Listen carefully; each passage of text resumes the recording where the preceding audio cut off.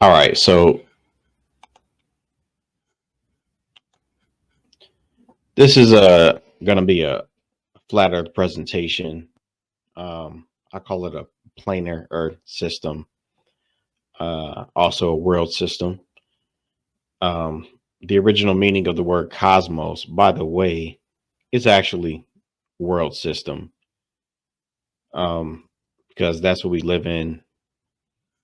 We don't live on a ball. Spinning globe theory, superstition, concocted about, I guess you could say Copernicus about 500 plus years ago, I think 14th century, Western pre-scientist, um, theoretical superstition that him and his cronies have contemplated.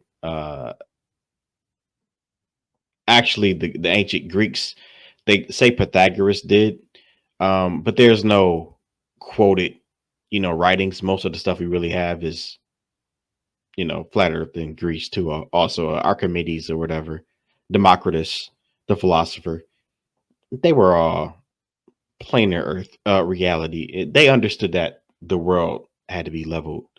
So this is the real conspiracy theory. This globe,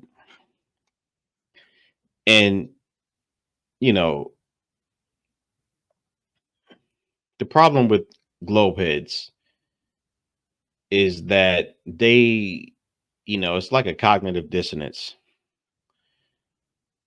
They fail to realize that, or they fail to acknowledge that we all went to school and we all learned the globe model. So we all believed it. And especially a lot of flat earthers, a lot of the good ones, they especially believed it. Because, like me, I believed it. If you were into science, I wasn't a nerd per se, but I was pretty good in school. I was always into science. I was on honor roll my early school career. Later on, I stopped giving a fuck, but no, I was pretty good. And I like science. I used to watch Discovery Channel, Science Channel. Later on came out, and I used to watch that. I love those documentaries.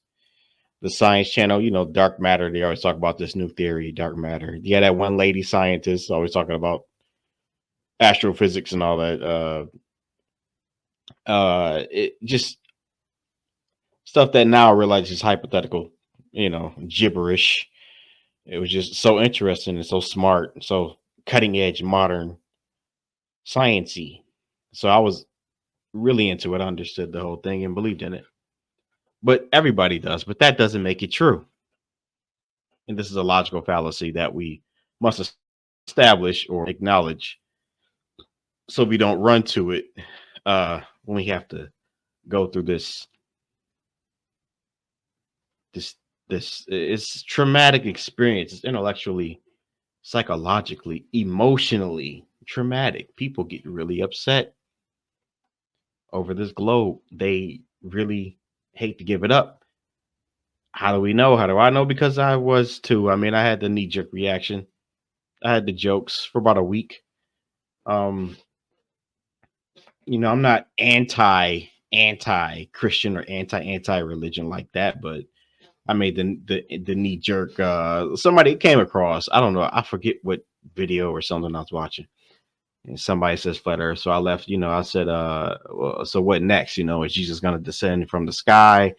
Is the devil going to come from the bottom of the earth? Is the water, the floodgates going to open up? And trying to be funny, making jokes like, oh, this is primitive, archaic. Nobody believes that now. Everybody knows that we live on a globe. Everybody knows. And why would they lie? Because it's too many people. Many people believe it, but it's not so. It's not so. So we get that. That's a logical fallacy. And just to start off here, we have to establish the fact also that we don't have legitimate evidence of a spinning globe. They call it the blue marble. Blue because the water is blue. And ironically, no one can show us or demonstrate bodies of water adhering to a three-dimensional object a rock, whatever, a molten iron core, whatever they claim. They claim this core has enough mass. This rock, iron, lava core has enough mass, which to them they claim equals enough gravity, which to them they claim is enough in of itself, just by being massive and enough that can pull the water. Was the claim, I should say, because they actually had to revise their claim on that. But we'll get to that anyway. Remember, he admits here that we had to kind of do some things with Photoshop. We wrapped a flat map, the real map. This is what he's saying. We took the real map and we put it on a ball and we sold that to you as reality. And we did it with Photoshop because we had to. It has to be, guys. It has to be Photoshop, guys. We cannot get a picture, guys. It's data. But even before that, before Photoshop, here's the, I think it was 1969 photo of Earth, supposedly. And this one, I gotta admit, it's pretty good. They got all of us with this one, and pretty much this one, hell, even today, this one is better than the CGI. Let's be real. Even as a flat earther, in quotes, I hate that term. This is pretty good. This is probably this is still the best one. The new ones are so fake. I think, or what I'm pretty sure they did, this is high altitude, very high altitude, and they have those high altitude bombers. I'm sure it's high altitude, then it's the photo distortion. If you really, somebody who's astute and who can read into this stuff with their eyes, artists, Photoshop editors, photo editors. It's like a lens effect here that we can notice here, distortion. We'll get to that. So we have to establish that NASA is fooling everybody, because if they're telling the truth, then flat earthers are crazy. I mean, we've been to space, right? So they say we've been to space. So I don't, what are these flat earthers talking about? We've been to space. We have cameras. You see the globe. So let's check out some mission footage here. Here we have space, supposedly. And the hatch opens. I guess they're going to do a mission. This is a space mission. This is space shuttle. This is the back wing. Propulsion, flag, for effect. This must be the moon. I think that's the moon. So let's play this out and see where this goes. Hold up. There's a giant man. There's a giant man in space. At this point, you have to concede that NASA fools us all. And 10 seconds ago, 15 seconds ago, you thought that you were looking at space. But Matt, you are looking at space, my bad. You are looking at space, but you're looking at a giant man. I think we need to investigate this giant man, everybody. This man needs to be investigated. NASA needs to get on this, and they need to do a press conference about this. But here's the clever part also. This thing is just, I guess they're using magnets. I mean, you got to give it to them. This is very clever. If it weren't for this, the production team is just really dropping the ball. Bloopers. He's gone. He's gone. Now, the Globetars, who are really the page shows online, they're going to tell us that that's a reflection off the glass. So I don't know, the astronaut pilot or whatever. I don't know. Don't ask us. Don't see. They shouldn't even try to explain it, but they try. But anyway, here we go. But see this effect here. I think they got to be using magnets, right? They're using magnets some kind of way, and it's brilliant. It's filmmaking at its finest. So we really can't, this guy, but he blew it. He blew it. He gave it away. So now we know, because at this point, if a plane after tells you that this is fake, let's say the head never comes, it's still a hard sell. You got to break down the photo. You got to put it in Photoshop with the lens filters, and then you'll see, oh, there's artifacts here, and it's a paste, and this maybe, even though this is not a paste of a moon, just saying, it's a hard sell. But come on, we're not going to debate that this is clearly a production. This is a blooper because, as we know, it's a production company. And here's NASA also. Though the federal government would have you believe that this is a view of Earth early from 70s, a distance out of the spacecraft's window, what is supposed to be from far away, looking at the, the partially lit globe, supposedly. I thought it was spinning 1,000 miles per hour and also revolving around the sun, but somehow it's always still when they can get this picture. Not. I don't understand. What they have but this is supposedly that is place the camera at the back of the directly out the window, and centered the lens on a circular window. So I'm gonna here you can see the extruded this, window. Worldwide television audience. Dated July 8th. Very convincing, right? Earth. The sun must be off to the left.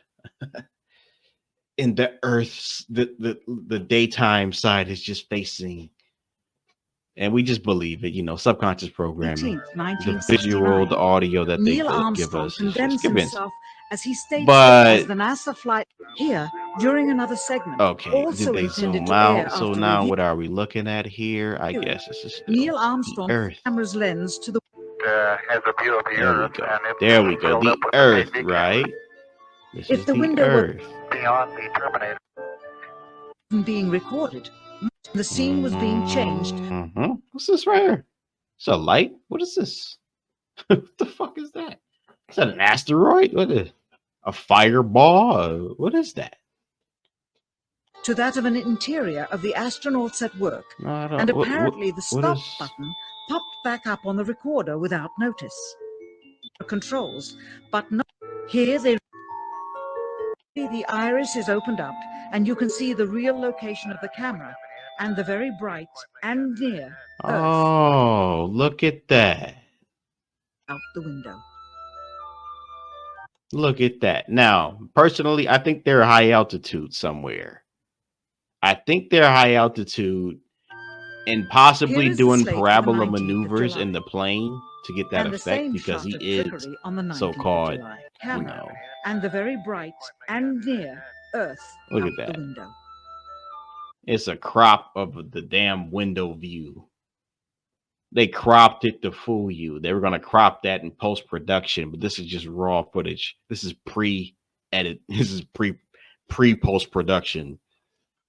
So, yeah, you get, all astute observers get that. And this is Duper's delight. We point this out. I didn't draw this. This is a NASA mission schematic. It's Duper's delight. I don't know why they had to use 2 moons, but you figured that out. Like I said, it's a very sophisticated, very clever psyop. So it's hard to see through. But Duper's delight. They're mocking you. And of course, this we asked, this is supposedly left on the moon, so we asked who this footage. There were no automatic cameras back then. That's for damn sure. So they can't say it was like AI's tracking camera. Somebody took this and he stayed on the moon forever, apparently. But again, it's a ceiling. It's a prop. It's in the studio somewhere. Very high ceiling. A hangar. Very black painting. I'm thinking it's in this hangar. It could be outside with a very tall crane. I don't know. It could be a crane also. Off screen. Could be a crane. Whatever. But, it's not real.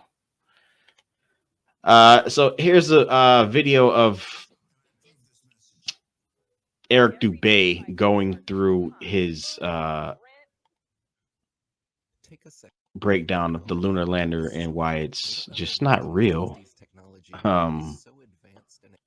You know, it could convince us if you force us to, but once you scrutinize it, given the so-called conditions of the vacuum of space, it's not real. So I'm just going through NASA's history. Some people who are younger, this is ancient history to you. But here's some of their missions that basically involve them kind of saying, all right, we live on a plane Earth. There's some kind of, I hate using dome, but there's obviously something that's some kind of separating us from the outer, what I would speculate would be waters, which are, I would say, abyssal, virtually infinite.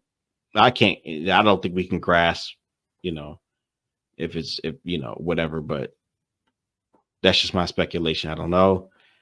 But anyway, they're just figuring, because there's some type of separation between that, and it's definitely not empty space, because they claim we'll just be falling through space. So right now we're falling through space at like Mach 860 or something. They claim we're falling through space. Do you feel like you're falling at Mach 860? No. So we're not in the vacuum of nothing. So I speculate there's some kind of, I don't know, something. It must be some type of what's called waters, but it must not be actual like clear H2O. I don't know. I don't freaking know. But anyway, they're mapping this out like this is the dome, the firmament, the fishbowl, Operation Fishbowl. This is real. Why a fishbowl? Because there's some type of dome, like a fishbowl, like a snow globe. Sounds crazy, but yeah. This is the world system, as I said. So this is a lead developer at Google. He's basically saying everything is theory.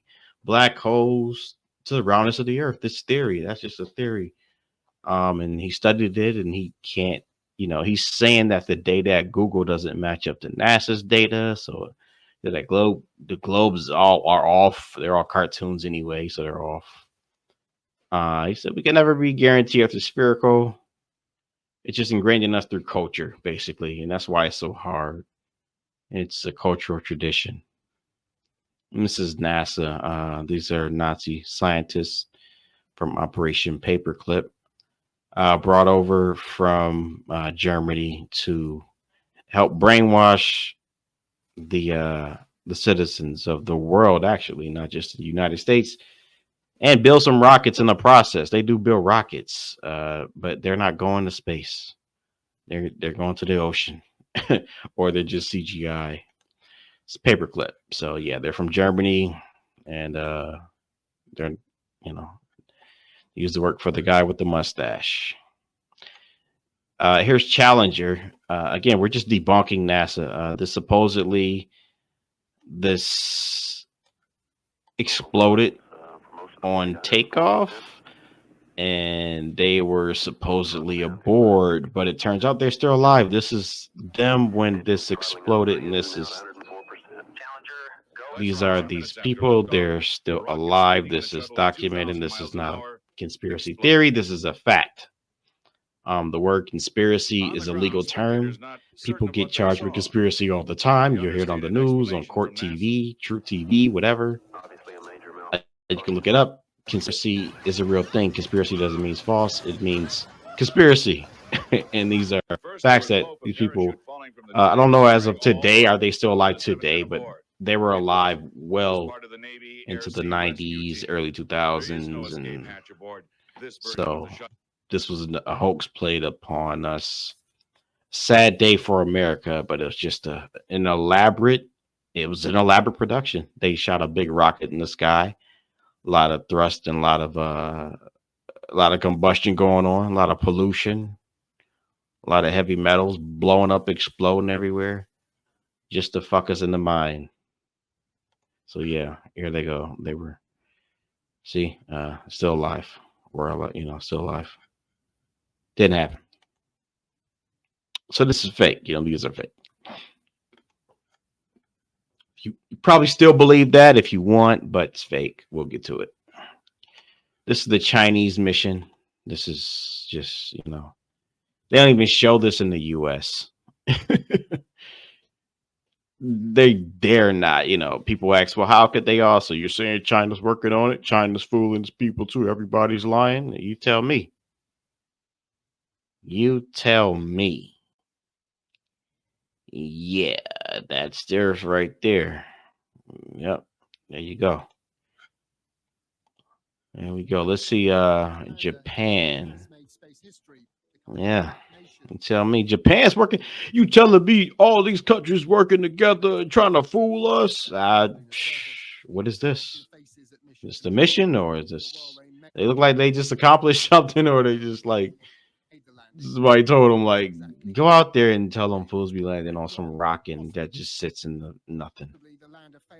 But it just sits, it spins and rotates around nothing, and nothing is nothing. Because it's nothing. It's a CGI illustration. Where the hell is the? What are we looking at? It's nonsense. Take all the time you need. Take all the time you need. Yes, we're being fooled.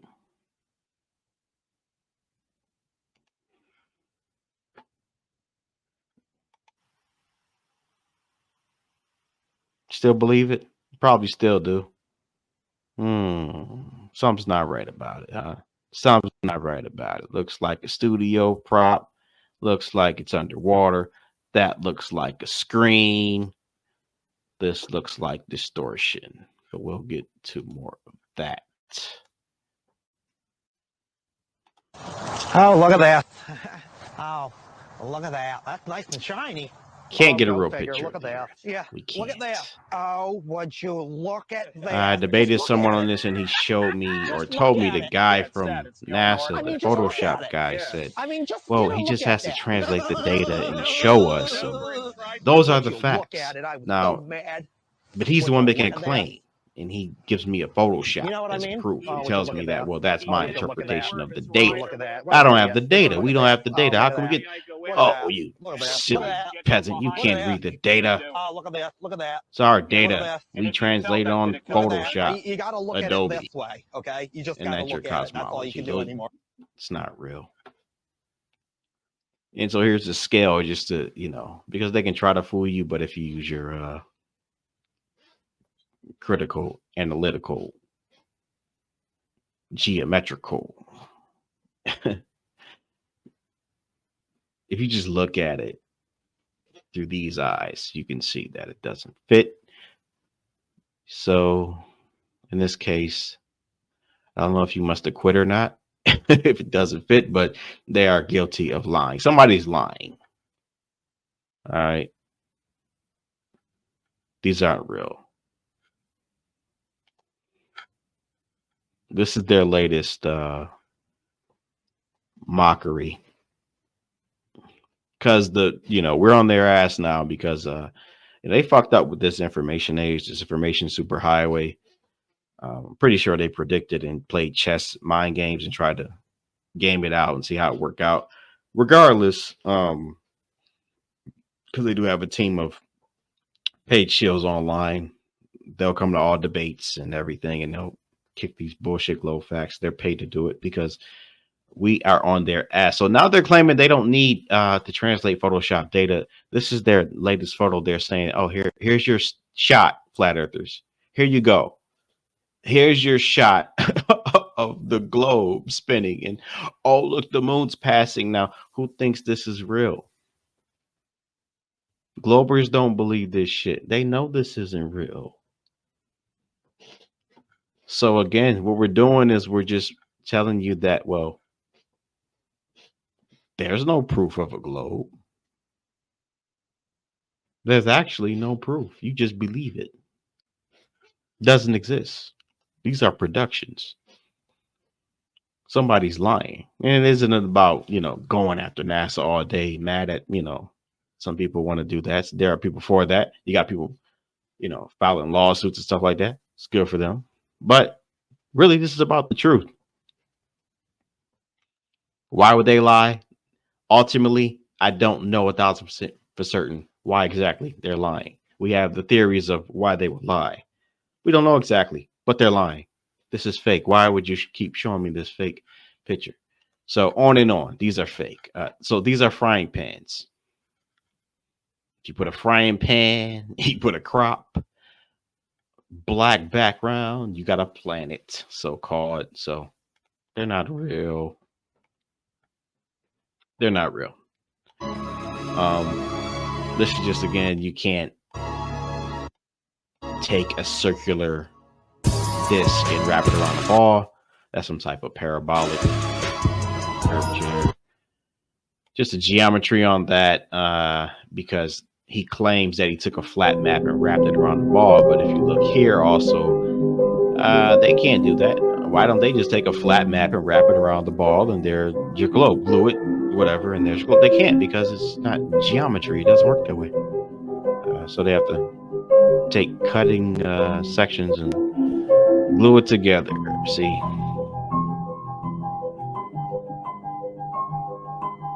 Because you can't do what he said. And this is something about globes. And the Gleason map, I'll get to that.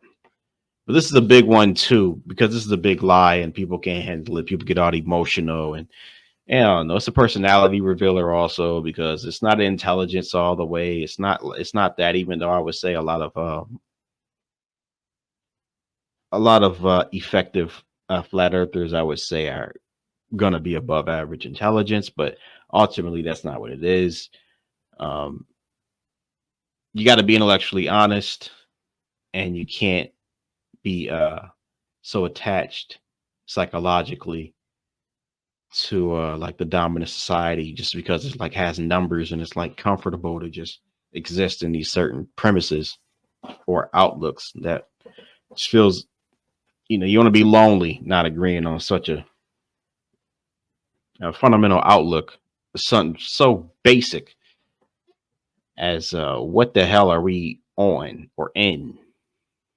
Not exactly, because nobody knows exactly what the world is, but in terms of orientation of the realm that we inhabit, the physical world, well, what is it? What is its orientation? It's how would you sort of describe it in a way, Anyway, but those who could see beyond that, if it's a lie, if it turns out your culture is built on lies, those who can see through those lies it won't be understood by the masses. That's what Plato thinks. Flat Earth. So again, this is fake. That's fake. This has been broken down as fake also.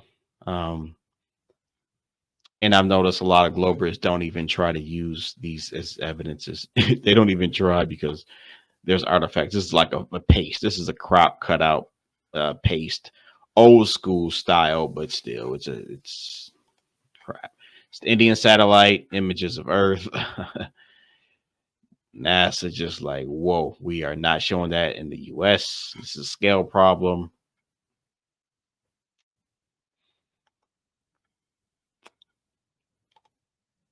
This is the ISS supposedly, but again, if you notice, it's like a treadmill. They never go over any curve. It's like they're in one spot. It's because they are.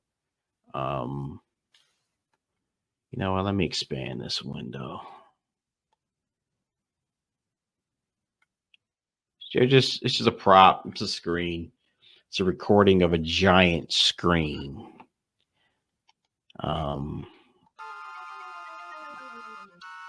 See, that's in studio. If you think they're in space, then that's all right. You're still fooled, but you'll get it after a while. After a while. Look, it didn't see the shadow on that. It's not changing. Look at that. Okay, you got something changing here, some prop, whatever. They got something, but it's the shadow still.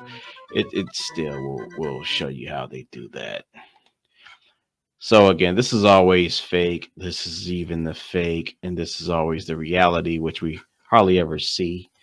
These are photo distortions. Fisheye lens. That's all you do. Look, there's a planet. You can make a planet if you really think about it. It's the same thing. Here's a planet for you. Oh, look at the curvature. Oh, it's just a fisheye lens. Here's some more planets. You just, put that lens on it. There's a planet for you. Planet in space. Space planet. More paintings. Just getting started, by the way. So, you know, some of these might run on some of these sections, but you know, just double tap or fast forward to whatever section you like. But just going through the NASA breakdown, because this is the big one, because if you believe what they're doing is all real, then of course flat earth is stupid. But if you're astute enough, you'll know that, well, if NASA's actually lying about all of it, the default still has the advantage. The default is we live on a level of emotionless world just as we experience it. So here, Dubé is breaking down, you know, the wires, the harnesses that they use. And here's the video. I can put the link. I'll put a link to these videos in the description in the comment section.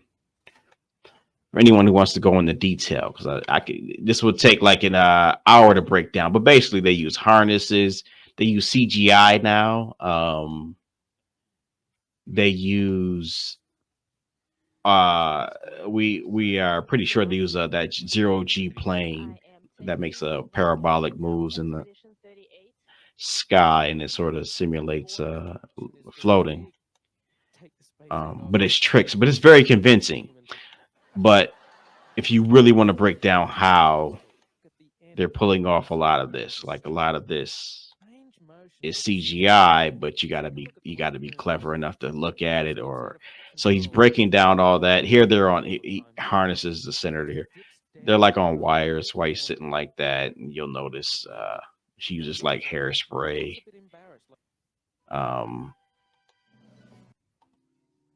Breaking down how they fake that one, because that's like their big trick. This is one of their biggest tricks. But here, you know, we're looking at ocean upside down, ridiculous.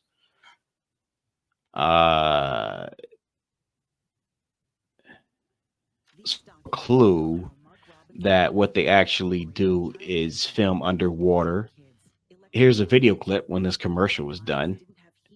Video clip of an astronaut who, for somehow, water leaked into his helmet. I don't know how.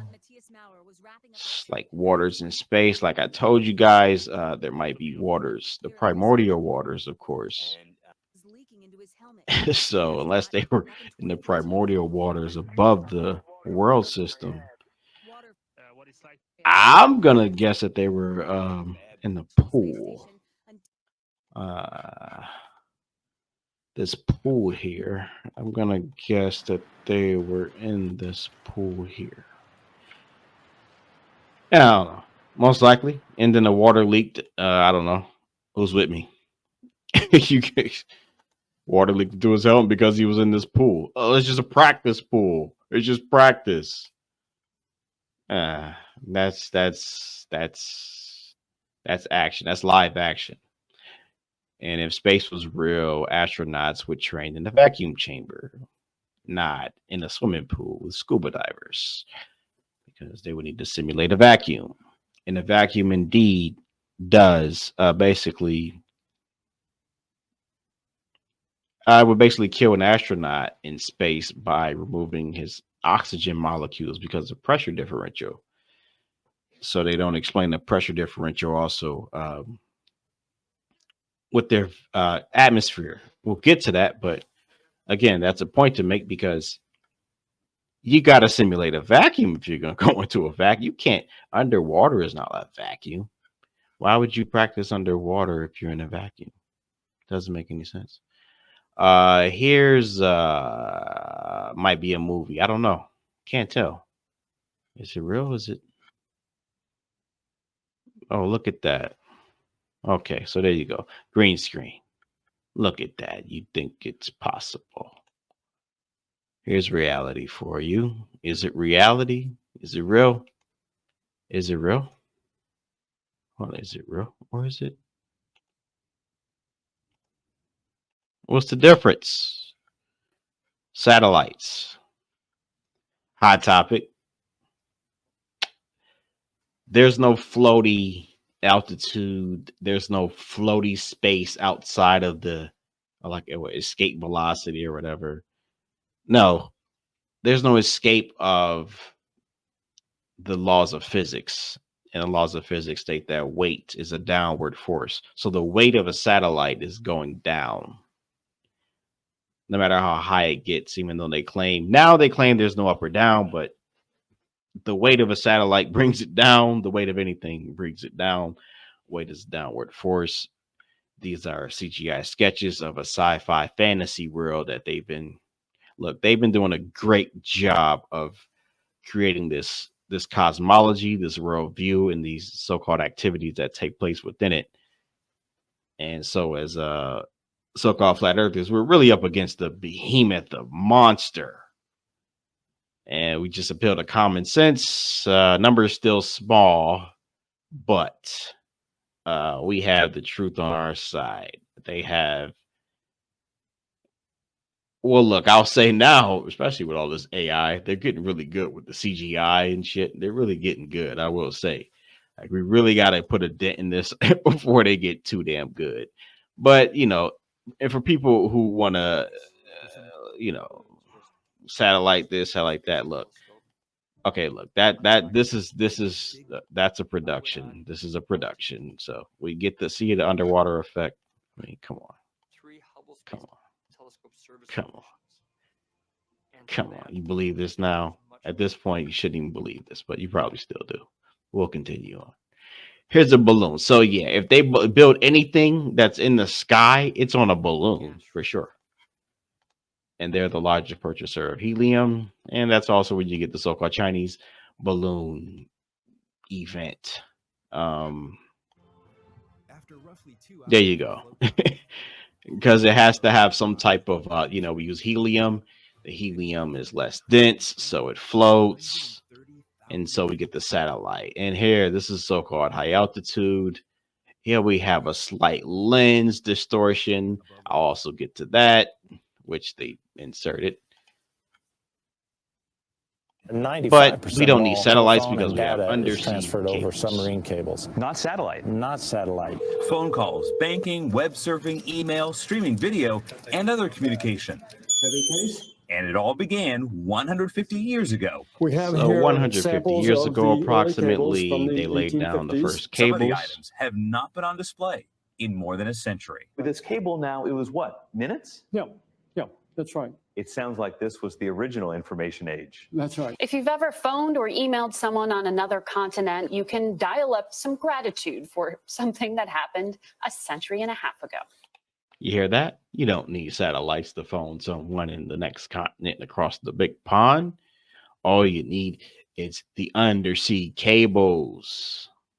It's been 150 years since the first transatlantic cable began ushering in global communications. And now tech giants are taking that undersea revolution a big step further. This is how worldwide communication begins. Not satellite. Not satellite. Oh, not satellite. Not satellite.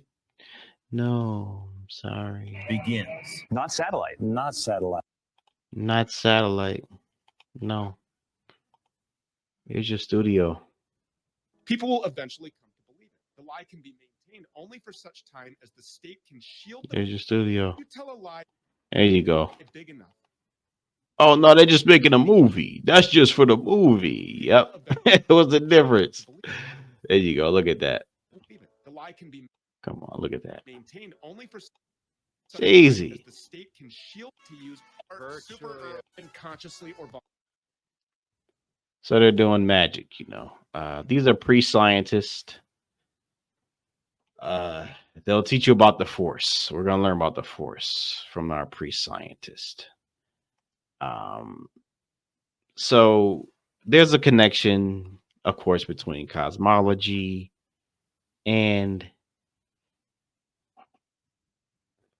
spirituality, I would say, religion, spirituality, metaphysics, cosmology, the so-called big thinking. You think about like existence itself. So this is why you always get these debates within all these guys are priests. Copernicus is a priest, Galileo's in the church.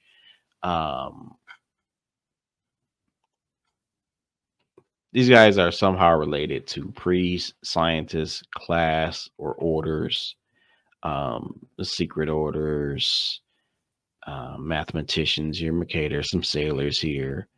But this documentary here basically goes into how we're getting a lot of presidential election promotions.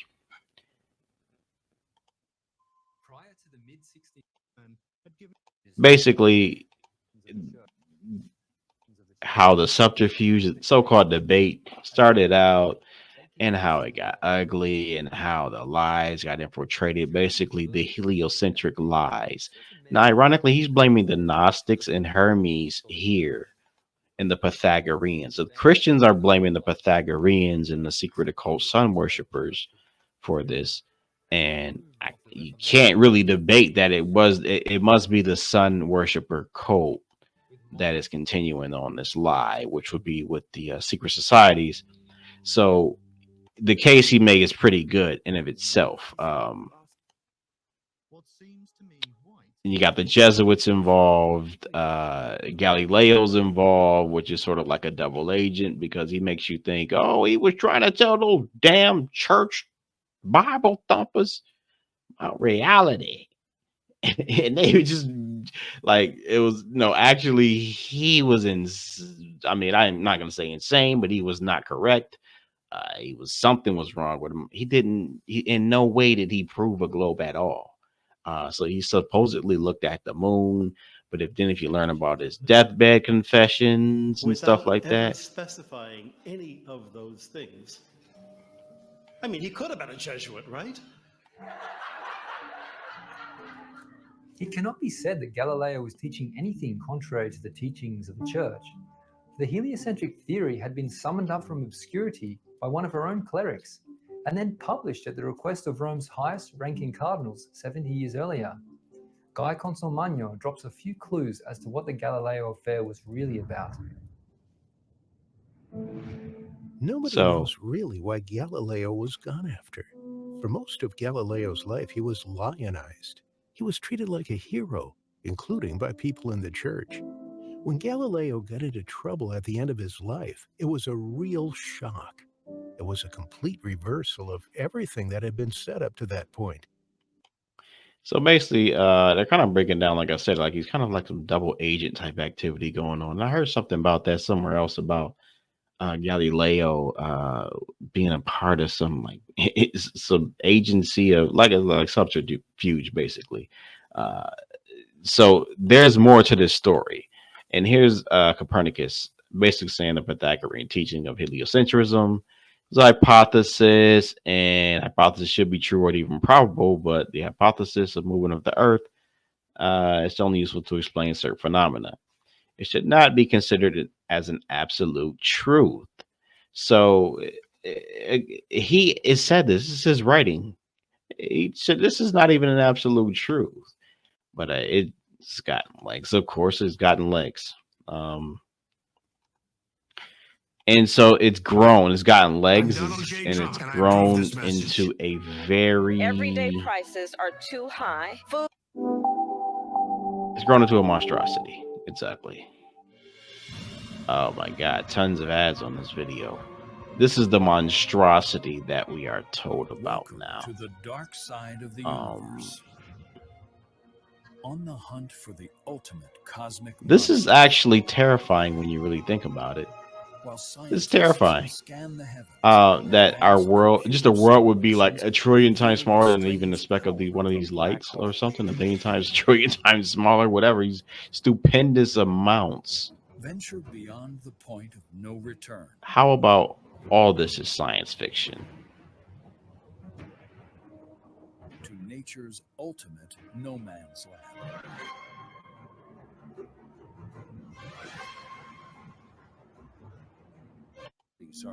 I'm Donald J. Trump, and I approve this message. This vacuum of space. Everyday prices are too high.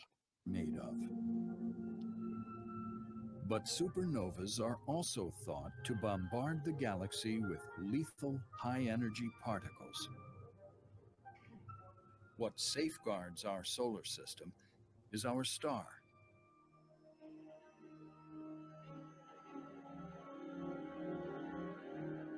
The sun This is so unimaginably humongous. You can't even contemplate the size of even this orb. But again, all this is fiction. Remember, all this is CGI. None of this is an actual recording. It's a very captivating story, and these commercials are excessive. Anyway, a priest came up with this story. The Big Bang Theory was concocted by George Lemaitre. I don't know how to say his name, but he's a priest. He's a Catholic. He's a priest scientist, as I call him.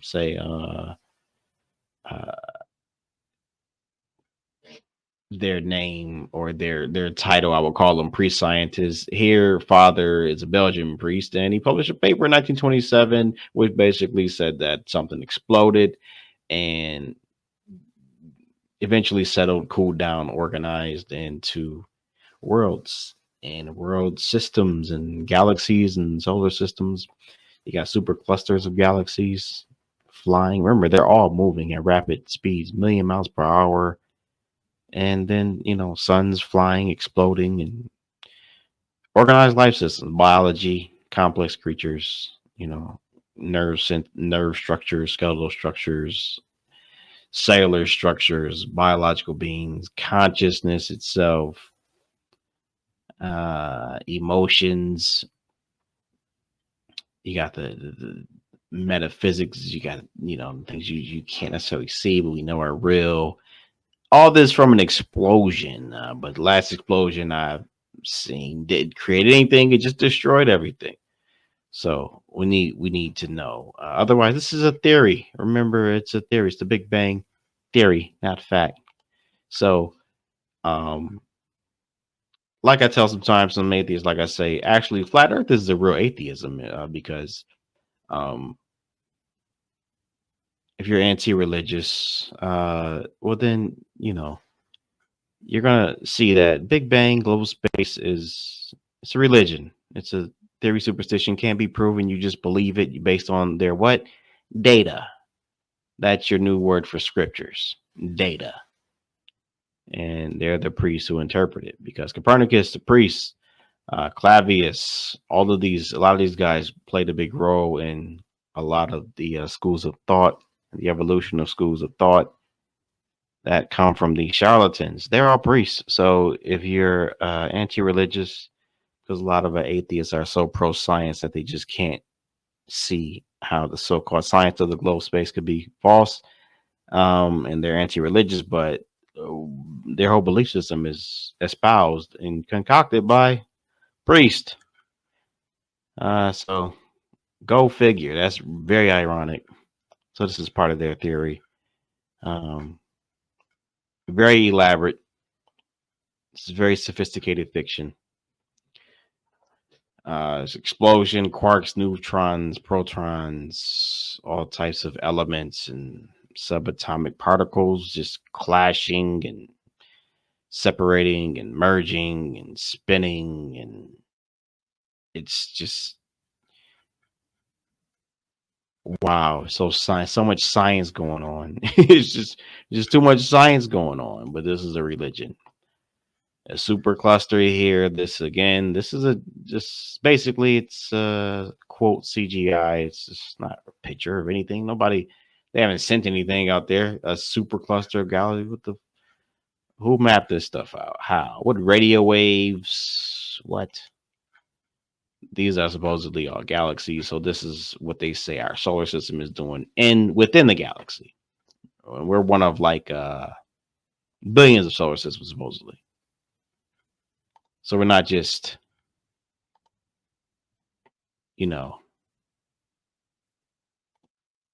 this is what we think, we think of this most of the time. Like it's just sitting there, just doing an orbit. That's basically what most people think of this solar system. Most people don't know that what they're really claiming actually is that this is moving. This is like 660,000 miles per hour. Then the Earth is moving at 66,000 miles per hour around. This is their claim. They claim this is going on right now. These motions are happening. This is what they claim. This is their claim that we can't demonstrate, experience, prove at all. Yeah. So, yeah, this is what they claim. It's impossible.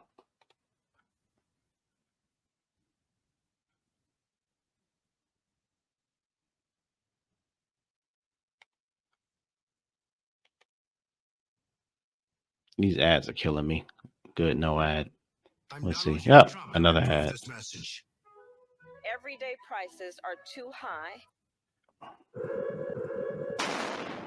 So here's Mach 7, 5,371 miles per hour. Look at that. Again, here's Mach 7. Here's Mach 7.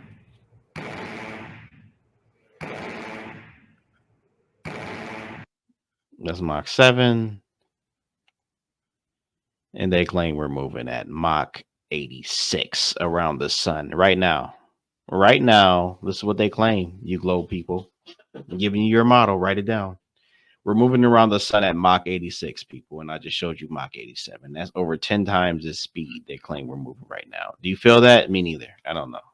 Here's a railgun. We're getting to the flat, the level world. This is a railgun. It goes up to 126 miles.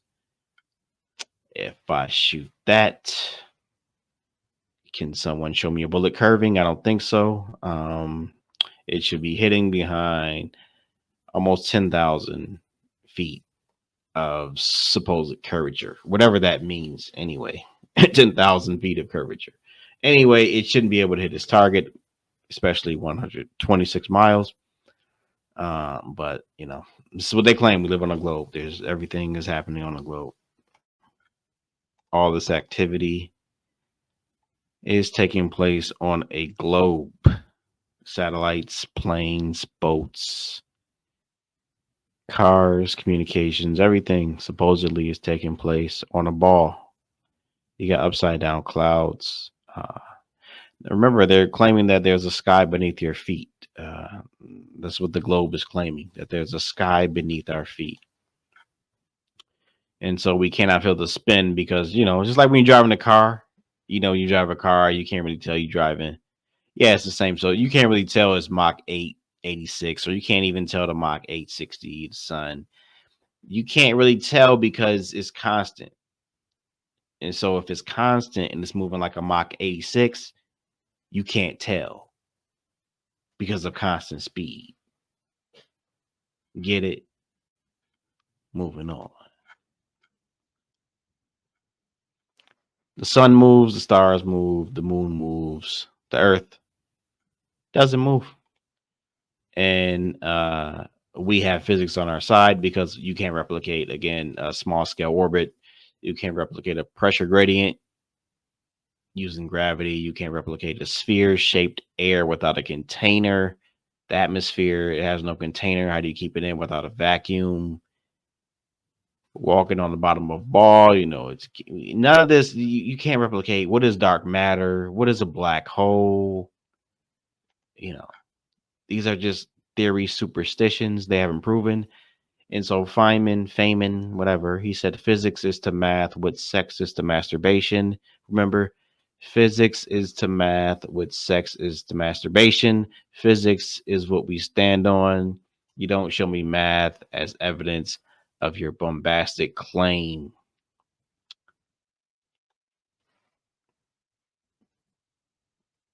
Here's a claim: space-time. So they're claiming that there's a fabric of space-time. There's a sheet of space-time that, I don't know, this must be a level of space. I don't understand. Because how can you have this and also have this? You see, guys, they are liars. Now, any astute observer by now is starting to become a flat earther. If you can listen to me, I'm not saying anything outlandish. You're already starting to see the holes in their bullshit. But this is their claim now because, like I said, gravity has attraction due to mass. They're trying to change it because they know that it's stupid. and Newton knew it was stupid when he said it. I don't know why they just tried to let it slide. It doesn't make any sense. Now they're claiming this is why things fall. I don't know why. So now there is a bottom and a top, because they're going to tell us there's no up or down. Now there's an up and down, right? Because this is up and down, right? So now we're on a sheet of space, people. So flat Earth is crazy, but a sheet of flat space, very plausible. This is a book for kids. This is flat space. So this is flat space, people. Space is flat. We're saying the world. We're saying the land and sea is leveled and motionless, which is reasonable and sensible. If I were to build a world from scratch and I were to create creatures that walk and run, even fly, I would create the world to be leveled in perpetuity because they have to walk on it. Why would I make it a ball so they can like tumble off of it? So where's the curve? Anyway, we say it's flat and leveled. You say space is flat. Go figure. The claims are bullshit. So this is more pre-scientism. Space tells matter how to move. Matter tells space how to curve. Go figure. Figure that one out. You cannot figure that out. That is just too deep. It's too deep. We're gonna get these commercials all day. So basically, they're trying to get us. He's trying to get us to vote for Trump. 14. Thinking of the U.S. as a all right. So here's Vsauce, who's one of the biggest globe tard proponents. I don't know if he believes all the shit he says. I hope he doesn't. But here's their bullshit so-called model. The Earth has moved a bit along it across the.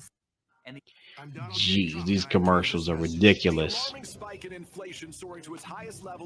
election season, people.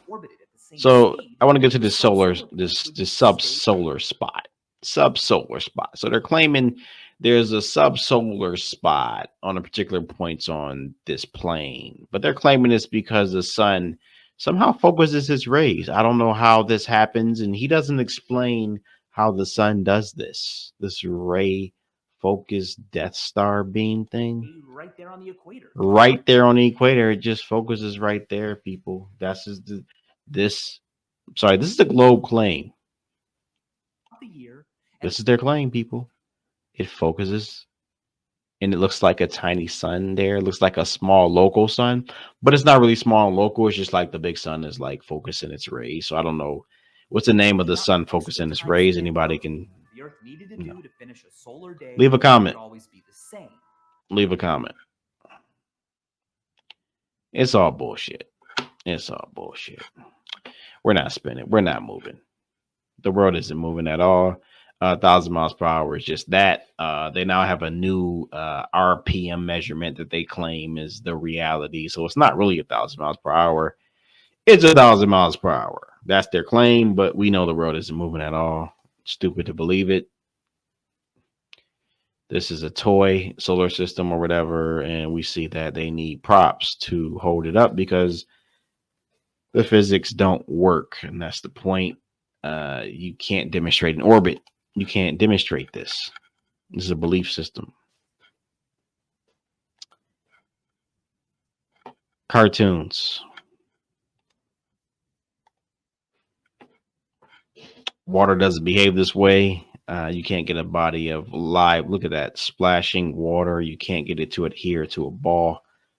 You can't get the so-called tides to just be pulled by the moon. That's another lot of fictions tied up with this globe. I know it's a lot. The seasons, blah blah blah. But you need to be worrying about why they're trying to tell us now that the world is an oblate spheroid. It's not a globe. Now they're saying it's pear-shaped. But we don't have a picture of a pear, so bullshit claim.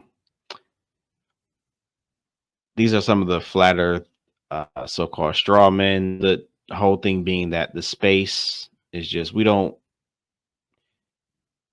believe in fantastical fiction of space because physics says that, dense objects will fall through less dense, basically, fundamentally. So Yeah, of course, if it was a space, it would just, yeah, if it was a globe, it'd be falling. See, people think this is absurd, right? Oh, a disc in space, a ball in space is just as stupid. Like, what is it's stupid because it's just sitting in space. Not be, actually, a disc in space makes more sense because you got frisbees, whatever. I don't know. Frisbees will float around longer than a ball. Ball just falls straight down. You know what I'm saying? It's not a ball isn't like floating like a frisbee. At least a frisbee can float. And we can say, oh, it's just moving like at Mach 860. So it's floating like a frisbee. Yeah, whatever. A ball is going to fall. So whatever. But there's no space. So this is why we don't believe in pizza dish, or else bullshit. So they have no proof. It's just math. You gotta have a vacuum. If you do have a vacuum, you pressurize. You gotta have a container for that.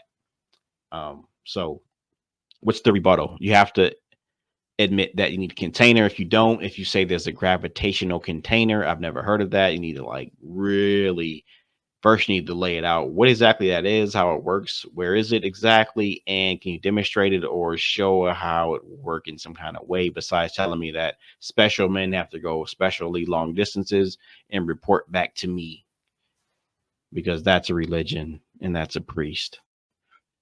So the world isn't moving. No curvature. Gravity's not pulling the balloon back down, you know. It's flat.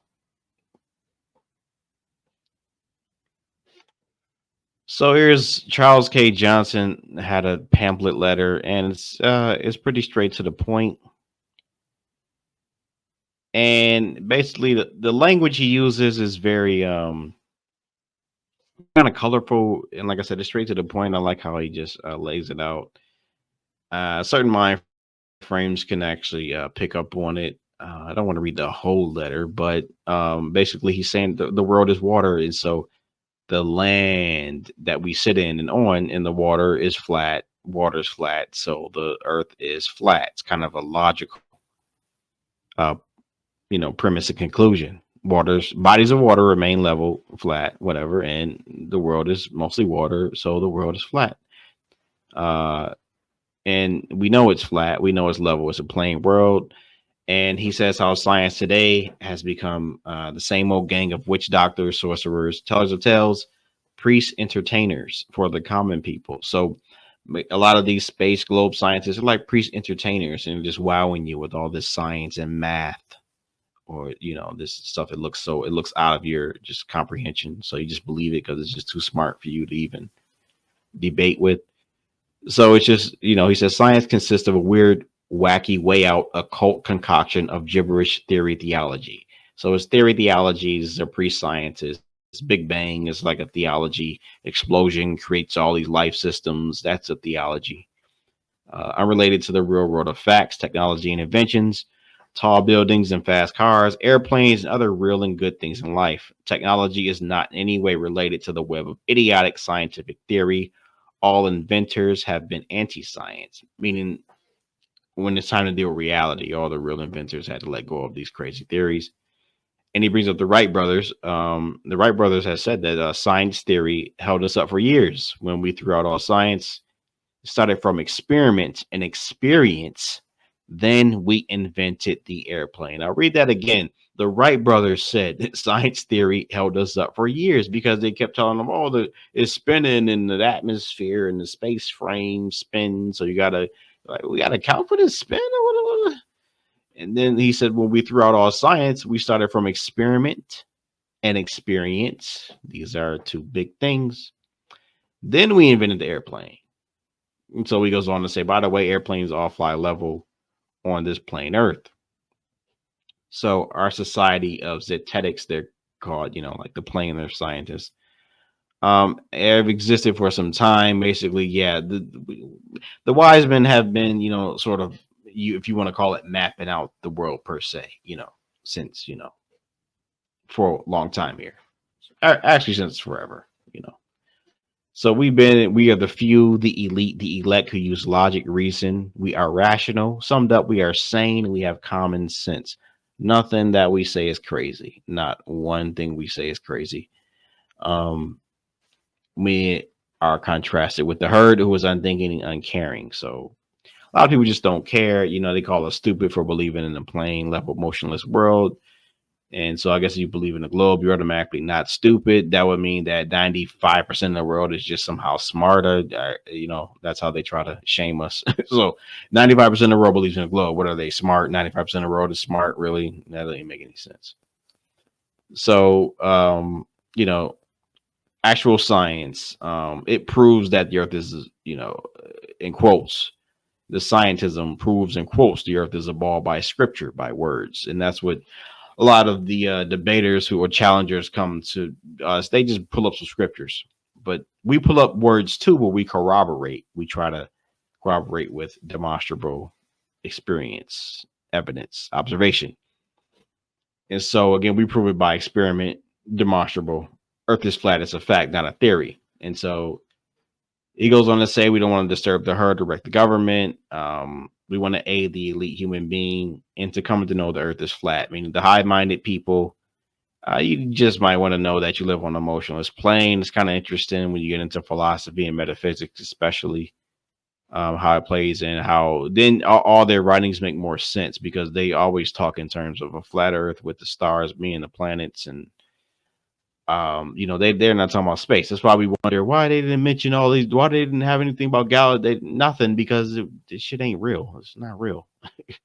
So, you know, you just trying to help people know they're flat for the high-minded, elite-minded, and free your mind from blind unreasoning theory, superstition, and carefully observe, think freely, rediscover forgotten facts, and oppose theoretical dogmatic assumptions. Theoretical dogmatic assumptions, that's all the debaters and challengers have. And they expect us to accept this as a substantial rebuttal to our demonstrable facts of existence and physics. And so basically he's going on to say that the fact that the earth is flat, it's not an opinion, it's proved. We can do laser tests to prove it's flat. You can just get on the airplane. Airplanes actually prove the earth is flat, but people are so brainwashed that they can't even, like, you'd be surprised how hard it is to get people to see that just an airplane trip. It proves that if we're not going over a curve under, you know, we're upside down, then we're not flying over a ball. I mean, it's that simple. But it's like, no, this real. I don't know. It must be because I don't know. You stupid. They would just lose their sense. So they demonstrated, you know, the sun is high in the sky. They say about 3,000 miles, about 32 miles across in size for the sun and moon. The so-called planets are stars, and he's just breaking it down how it's all lies. So, the Australians aren't upside down. We don't live on the spinning, whirling, gyrating ball world planet. It's 100% now and at all times of the past a religious doctrine. It's a religion. So, a blind dogmatic article of faith and a religion of blind unreasoning beast of prey. So he's getting kind of deep there. Like you're being like it's predatory. It's psychologically, intellectually predatory what they're doing. And no earthly reason for a sane, upright member of the elite elect humans to subscribe to it. Also a fact today, the elite of earth all live on the flat world. Only the illogical, unreasoning herd prefers the way out occult, weird theology of the old Greek superstitious earth a spinning ball. Talking about Pythagoras. Both Copernicus and Newton, the inventors of the modern superstitions, it's about 400 years old, 400 plus years old. They said it's not possible for a sane, reasonable person to ever really believe these theories. And he did. I'll pull up his letter. They both basically said that. And they basically admitted it's, you really believe this stuff? Even they admit it. It's kind of ridiculous that we're even like debating it. They said it's ridiculous. But here's a modern interpretation by an artist of how the plane works. Like I said, I would say these are like some kind of waters we sit in, but then you would say, well, are the waters moving? Or are they still I guess they're not like literal water, but some kind of like primordial liquid. I don't know. But to me, it can't be space, just thinking of physics, you know, because you can't have that dense object. So I don't know.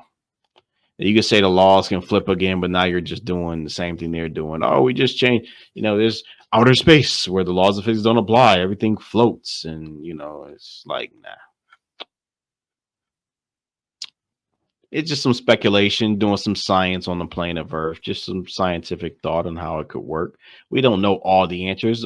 Basically, the point is that we know that the land and sea is level. So here's the ancient Hebrew conception, ancient, biblical, you could say, ultimately. This is what we mean by flat Earth. Waters above the firmament. They believe that God was in heaven. There's a gate to heaven. You don't have to believe that per se, but the point is that here you go, land and sea are leveled and motionless. What's a firmament? In the Hebrew, extended surface, solid. Then it's the base, or the earth is flat with a vault of heaven above it. So it's solid and it's supporting the waters above. And it wasn't just the Hebrews. This is not a religious belief.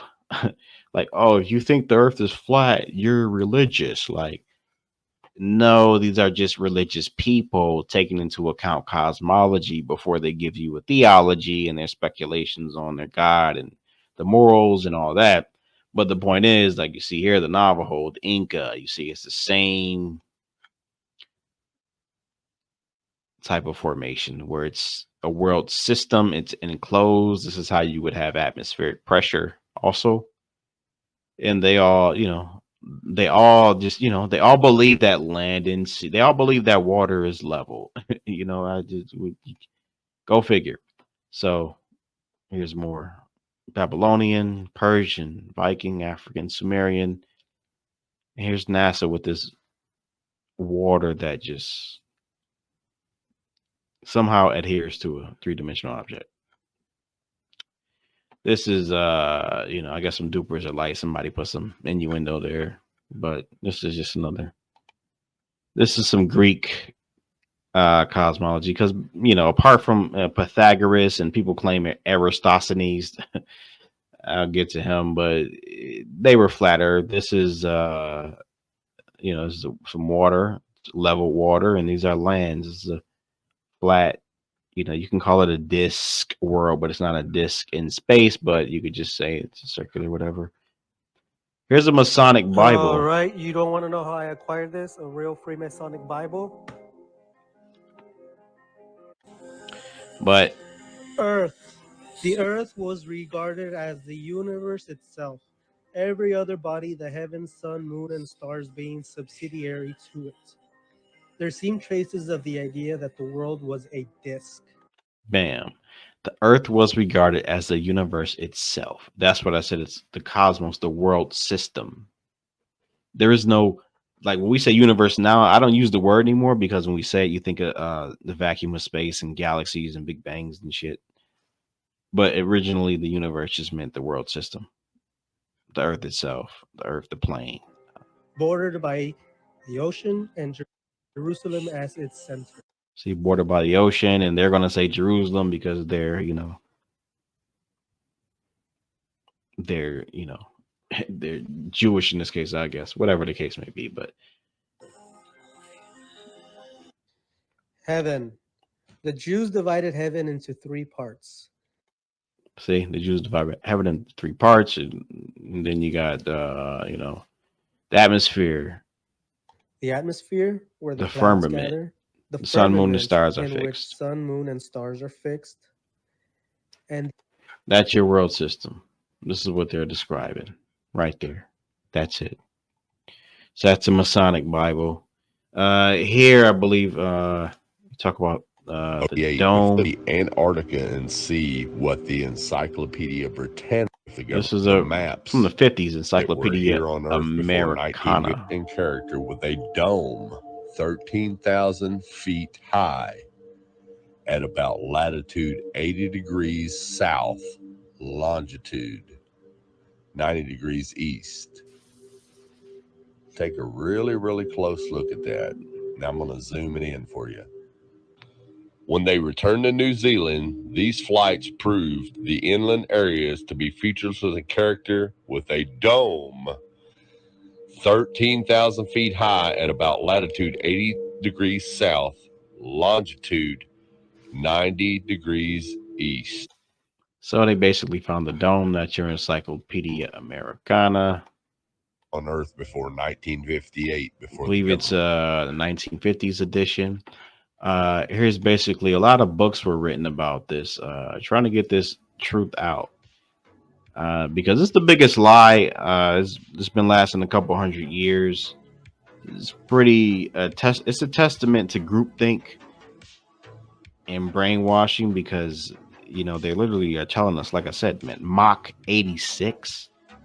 There's no way you're going to convince me like that the world is moving at Mach 86 right now. And so that alone tells me that somebody's lying. But these books, they've been trying to tell the truth. And so this is not a CIA psyop, basically. These are old books. Earth is not a globe. Not a plane. I'm sorry. Earth, a plane, not a globe. Not a globe. So, and it's just some more ancient, so-called ancient cosmology, which actually, you know what? It's just cosmology. That's all it is. It's just cosmological illustrations. That's what they are. So here, the Egyptians, when thinking of the shape of the cosmos, the Egyptians saw the Earth as a flat expanse of land. This is the Egyptian cosmology. Flat land. Remember, same cosmology as the others. It's not exclusive to Egypt. And so if you assume that they could at least see what this, somehow even higher than this. Just saying, if they, they didn't have helicopters or planes or anything, it's flat land, let's say in the ancient world, but they built pyramids and they didn't have to believe in a globe space to build pyramids. They just had common sense to know that they lived on a planet. It's a flat expanse of land. And they believe, the sky god is not arched over, which would be the firmament. And they were separated by the god of air, Shu. So air, again, the atmospheric pressure, that's the enclosed world system, physics. And here we go. They believe in the underworld, under sky, that's deep, beyond the sky, like the infinite expanse of new, the chaos and the primordial watery abyss that had existed before creation. So it's in the Bible also. They talk about the waters. You see the Egyptians also talk about the waters. That's what I mean. These primordial waters that our world system exists in. I don't think it's literal like H2O, clear H2O. With that, I think it's way more dense, I think. So yeah. Here's Sumerian cosmology. Cosmology is flat Earth. Here's Islamic cosmology. Here's the waters. Same thing. Exactly just like the Hebrew. They all agree. It's like comparative religion almost. You can see the similarities and you got to come to a conclusion. Different geographical locations all say the same thing. There must be some truth to it. Must be something to it. They're not stupid. Here's the Bible. I know the Christians love to quote the Bible when they talk about flat Earth. There's a lot of Christians in the flat Earth movement, which I'm not bashing them for being Christians, but a lot of people try to rebuttal them as just as a religious movement, when actually, ironic, like I said, they're in the religious movement. Here's Google kind of mocking. They know, well, just say some people. Some of the Masonic people, they know the Earth is a plane and then close the world system. So this is the real map. It's called the azimuthal equidistant projection. And you can only perform an azimuthal on a plane because the Globers claim that azimuthal is just the globe projected out as a flat world. That's why it's called an azimuthal projection. But actually, the azimuthal projection is actually just these angular measurements. That's the projection. But the azimuthal, which is a tool which projects straight, you can only perform an azimuthal of a plane. You can't do it on a sphere. So they're lying. I mean, a lot of this is blatant lies, and that's why if you have intellectual honesty, you'll see which side is lying and just coming up with bullshit excuses. So this is showing you how the local sun works. Like, I'm not even like halfway through. This is an air map. Now, there's no measurement for curvature here. This is an air map. Why would an air map look like this? Here, of course, they're paying homage to the globe because it's a big lie. So somebody goes and say, "Whoa, you using this as a flat Earth evidence, but I see a globe here." Well, it's because they have to, give lip service to the globe. But clearly, this is an air age map of the world. Hammond's, a polar projection from the pole.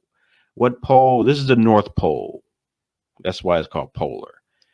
There is no singular South Pole. This is the South Pole. It's like a ring. The world is a ring magnet. So like I said, they're paying homage or they're paying lip service to globe. Lie. But the reality when we're in the air is this is what we fly over. These are the routes. So here's a, sort of a topographical map. If you pour water into it, you get the world. That's what it is. If you pour water, it's flat. If you pour water, it will sit inside of this world. If you pour water on a ball, guess what? Falls off. We don't have any demonstration or proof that it doesn't. We have a claim. We don't have any proof. And data is not proof. I don't know what data is. This is Gleason. He was the last hero of the flat Earth. He created a scientifically and practically correct flat Earth map. He was a flat earther. He didn't project the globe. He was a flat earther. He was fighting for the flat Earth. Scientifically and practically correct. Scientifically and practically correct. This is in England. He's English. Old school British dude. So he wasn't playing. This is flat Earth. If you look at, he talks about the solstices here in the lower portion of the map here. If you look, this is the sun over the plane of Earth. South, south, south, ice, ice, south, ice, ice, ice, ice, south, north, south, south. This is science, people. The sun, the equator is sort of like the mid-circle, Tropic of Cancer, Tropic of Capricorn, and this has to do with also the seasons. Local sun over the flat Earth. Local sun over the flat Earth. Here he says the sun's position in the respective months at noon. From June 21st, the sun moves around the tropics in a spiral circle, widening every day until it reaches its destiny on the southern or outer solstice. The sun moves around the tropics. This is an official map, by the way. You can get this on Amazon. See, the Globers are going to lie to you like you're stupid. They're trying to play you. Flat Earthers you're going to make you. This is enlightenment. This is kind of shallow. This is the real enlightenment, to be sure. But this is very deep. This is science right here. This is a flat Earth map. And people ask for the model. This is the model. Don't let them tell us or don't let them tell you that this is a globe map. This is a flat Earth map.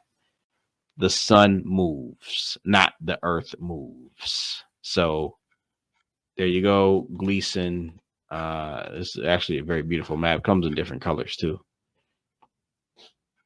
That's the real world. This is early. I believe this is 17th century. I think so.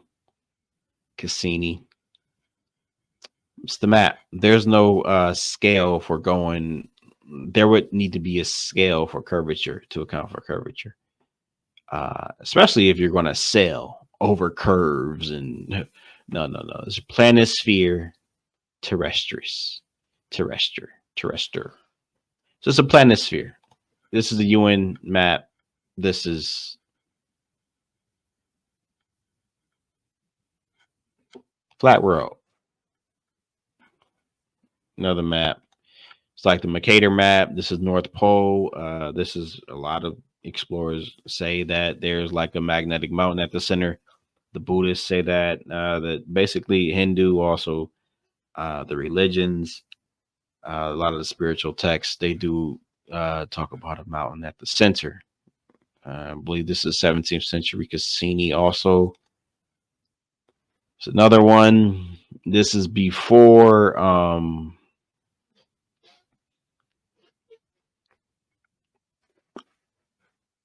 any of the modern azimuthal maps. Of course, these are older. This is another air map of the world. We get in the air when we fly. This is what we fly over. We fly over flat world, level world. This is some time zone if you want to figure that out. We have that mapped out for you. Smarty pants. So this is how it works. This is nighttime, absence of the local sunlight, twilight here. Simple. None of this is crazy. It's not hard to get. Seasons. Again, you got the Tropic of Cancer, the Tropic of Capricorn, the equator. So when the sun is circling at the Tropic of Cancer, closest to the North Pole, or the center of the flat Earth, it is summer in the north and winter in the south. When the sun is circling nearest the southern Tropic of Capricorn, it is summer in the south and winter in the north. Since the sun is smaller and closer than we have been told, it is more logical to think that this is the reason why we have seasons. If the sun was 93 million miles away, we should very rarely experience temperature differences, better yet, not 4 distinct seasons. At all. We wouldn't even have seasons on a globe model. People explain the seasons on the flat Earth. Explain them on a globe. A tilt. We go from ice to fucking fire from a tilt, from some humongous sun that's a million times bigger. That's ridiculous. Here's a plane route. And, it's up to you if you believe in this silly map. This is the, what is this? Damn, it's not the Mercator map, is it? The Mercator map, Mercator projection. Yeah, I think it is, again, the same Mercator projection map, but these are some routes, and if you believe that this is what airplanes do, then you believe this or this. It's up to you. So this guy is going through some plane routes. That's Pearl Harbor, so it makes perfect sense. Pretty convenient. Here's another route.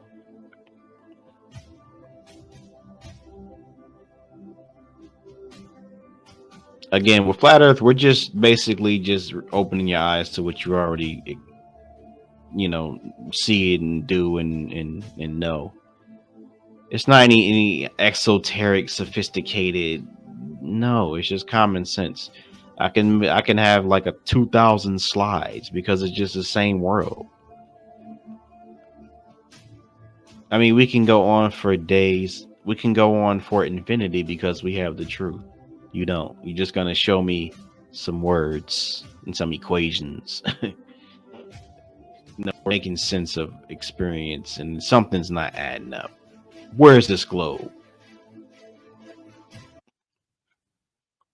Here we go. The ship disappears under the curvature. This is the claim that this is going under the curvature. It's going out of view, convergence, but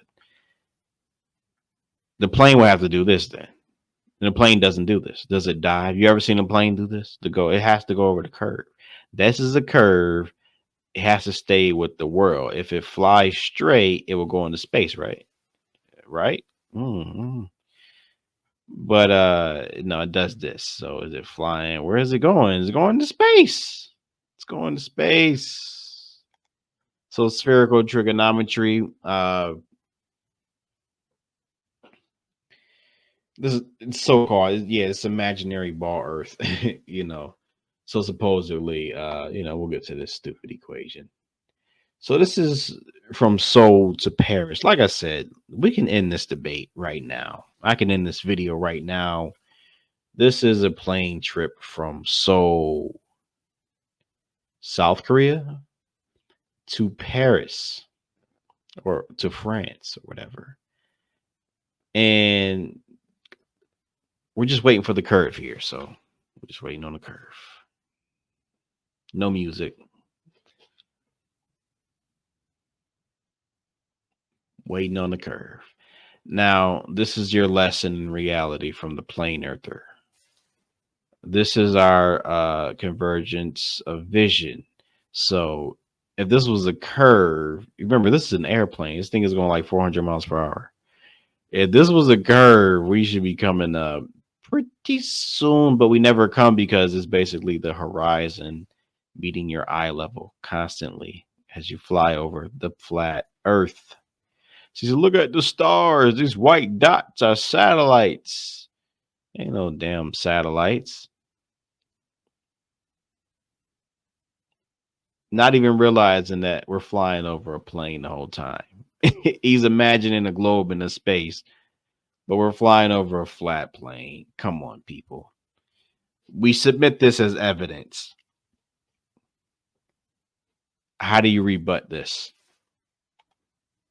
There is no rebuttal because we're teaching here. There's no debate. We don't want to seriously debate with you. We want to teach. You want to enlighten. This is a side view. And it's just, where's the curve? I think this is from I think it's across country, across the US. So, we could sit here forever. It's never gonna come. This curve never comes. There's no curvature on this fucking world. Here's a gyroscope that the pilots use, and look at that. The key feature, the key point, the key takeaway is just that everything has to remain level with that. Just stay level whatever you do.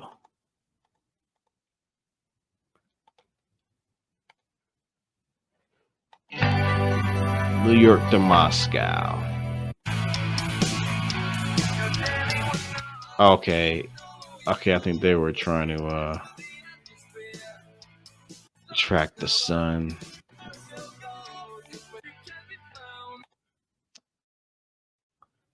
Here's a plane landing, just more plane footage. Flat,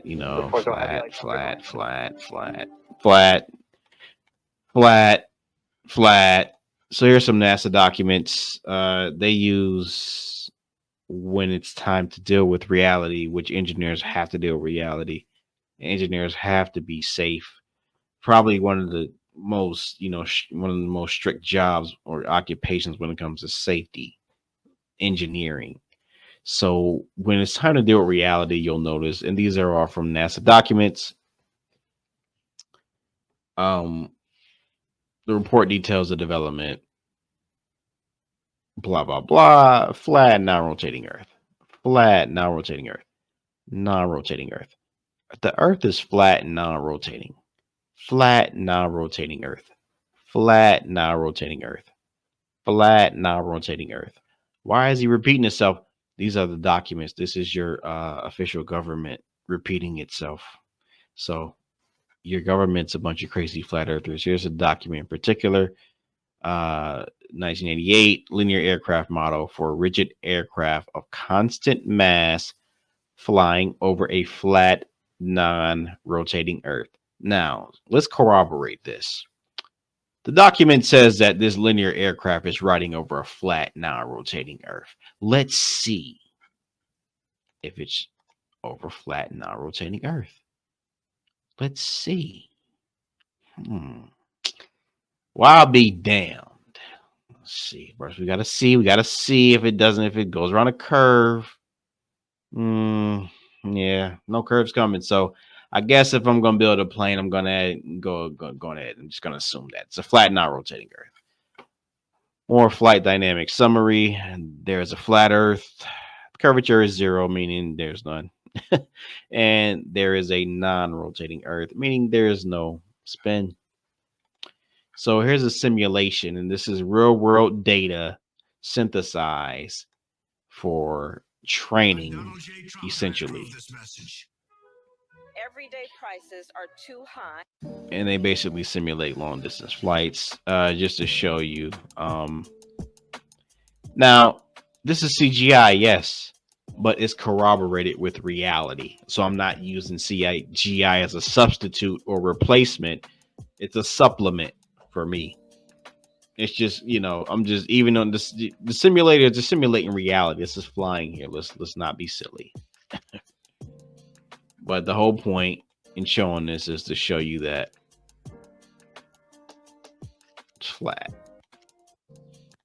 That horizon just never comes.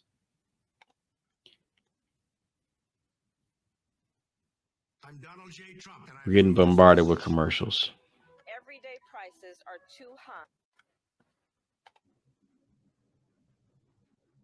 Another simulation here. So this would be what's this? Yeah, LA to NYC going Mach 50. So we're just gonna wait for the curve here.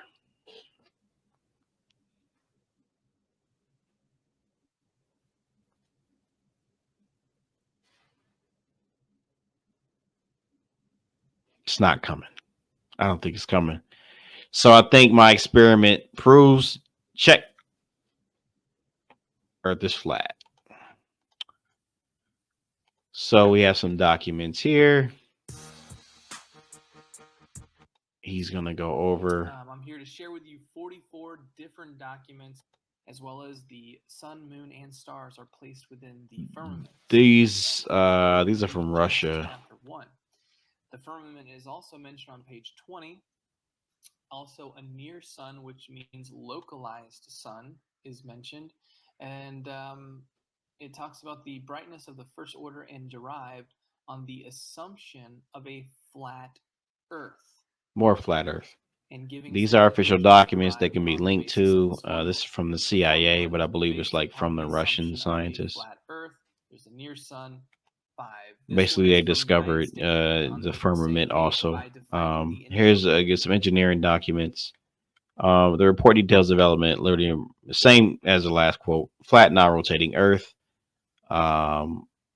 Conditions of the nominal trajectory for straight and level flight, and setting the asymmetric aerodynamic and inertia terms to 0. Straight and level flight, and that's the key. Straight and level flight. You can't do that on the ball.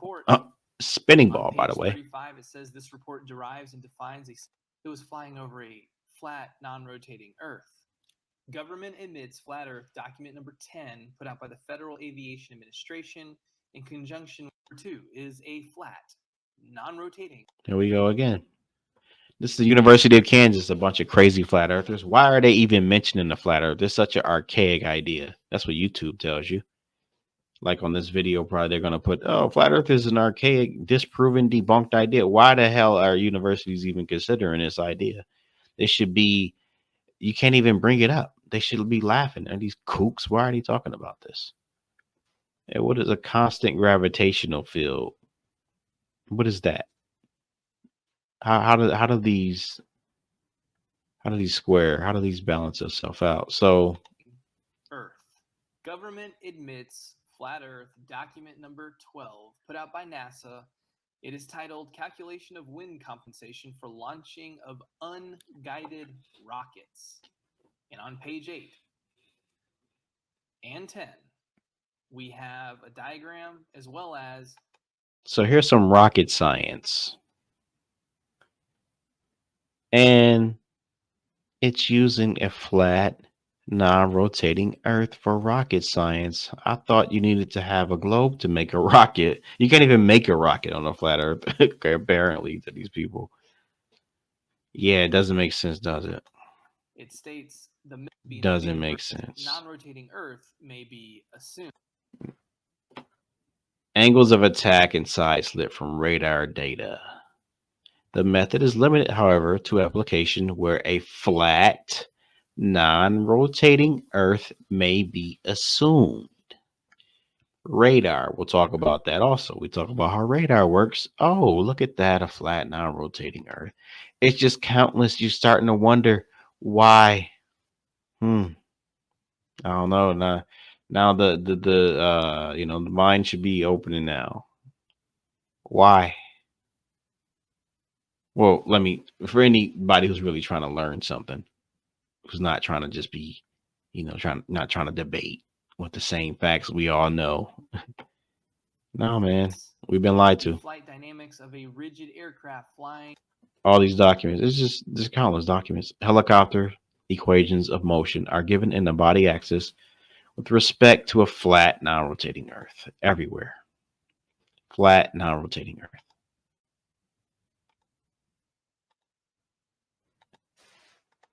Here's some definitions. Backshore. He's getting into some of the etymology also. Yeah, the theory of rotational effects. One of the equations they put in, actually, they have basically the equation for gravity is 0. Yeah, here he talks about sea level. So basically, you know, the word sea level, if you really think about it seriously, it's telling you that the Earth is flat. Because like a city, I think like Detroit is whatever, a couple thousand miles high. So it's like, you know, that you got Mile High City, whatever, or a couple thousand feet, whatever, the Mile High City. So it's above sea level. That's why everything is in relative to that. So you got peaks and valleys and all that. So it's all relative to there has to be a consistent reference point, and that's the sea. So sea level is proof that, you know.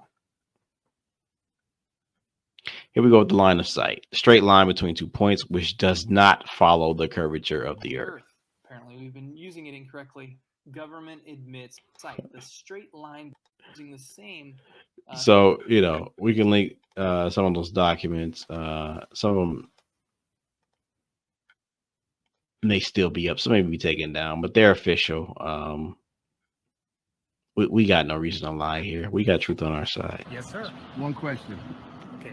When you descend in the air, yeah, do you dip or do you go straight? it's straight. Straight? A little more with the nose out. That's it. But straight. You don't dip yeah. into the. No. Okay. Thank you so much. I appreciate you. You're welcome, sir. All Have right. a great day. Did you notice any curvature while we were up there? Curvature? No. No, there's no curvature? It's just No all curvature. flat. Pilots, is the Earth flat or round? Thanks. I'm with you. That's in Spanish, what he's basically saying. There's no curvature. He's basically saying no, it's flat. The ground's It's flat. moving at about 700 miles an hour left to right, and I was thinking that's kind of odd if you're landing, going north, you know, or moving in the north direction. That's not, no. The ground looks to us like it's standing still. Yeah, not an issue, huh? Yeah, no. You could probably see the Rockies from Kansas. Wow. But here it's a clear day, but if it's smoky or hazy, obviously we can't see. Excuse me, guys. I have a question for you. It's flat. You guys adjust for curvature as you're flying through the air. You know, the Earth is supposed to be a ball, right? Yeah. So should we be dipping down the nose of the plane to compensate for the curvature, or do you guys just? Or do you fly on a? So he's talking to a group of pilots, and they're like we're about a millimeter up hesitant. over a bowling ball. We're not that. I might not add a clip here, but they're basically hesitant to tell them, like, yeah, we can't tell you. We're not supposed to talk about it. Because a lot of them know. They're not stupid. This ain't hard to understand. Yeah. That's not a question for Captain. Just a blind question. Captain, someone wants to ask you a question. I don't know. Captain, give me one second. Someone wants to say hi. Is that okay? Oh. Do you adjust for curvature when you get up to a certain altitude? Well, yeah, when you see the sun coming up on the horizon, but I don't know if you will. But the plane stays at a even pitch throughout the whole flight. Yeah. So I mean, not too much curvature to account for.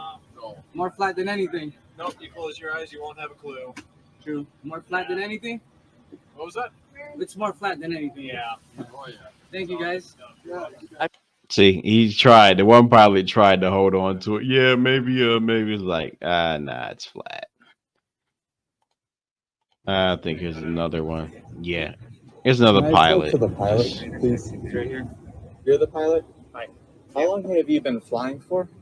Like for Delta, 21 years, but maybe like 30 something. I want to know, because they say the pilots know a lot. Do you think the Earth is flat or no? I know it's flat. You know it's flat? How long have you been flying for, you said? Over 30 years. And when you tell people that, do they think you're like crazy or no? Only one person. Only one person? Yeah, you're recording it. See, you already record me. He knows. He's somebody's fool. Okay, there is. Captain Tom wants to put the more flat. I appreciate. Okay, so basically gravity. Those are a bunch of pilots telling you, so they're crazy too, I guess.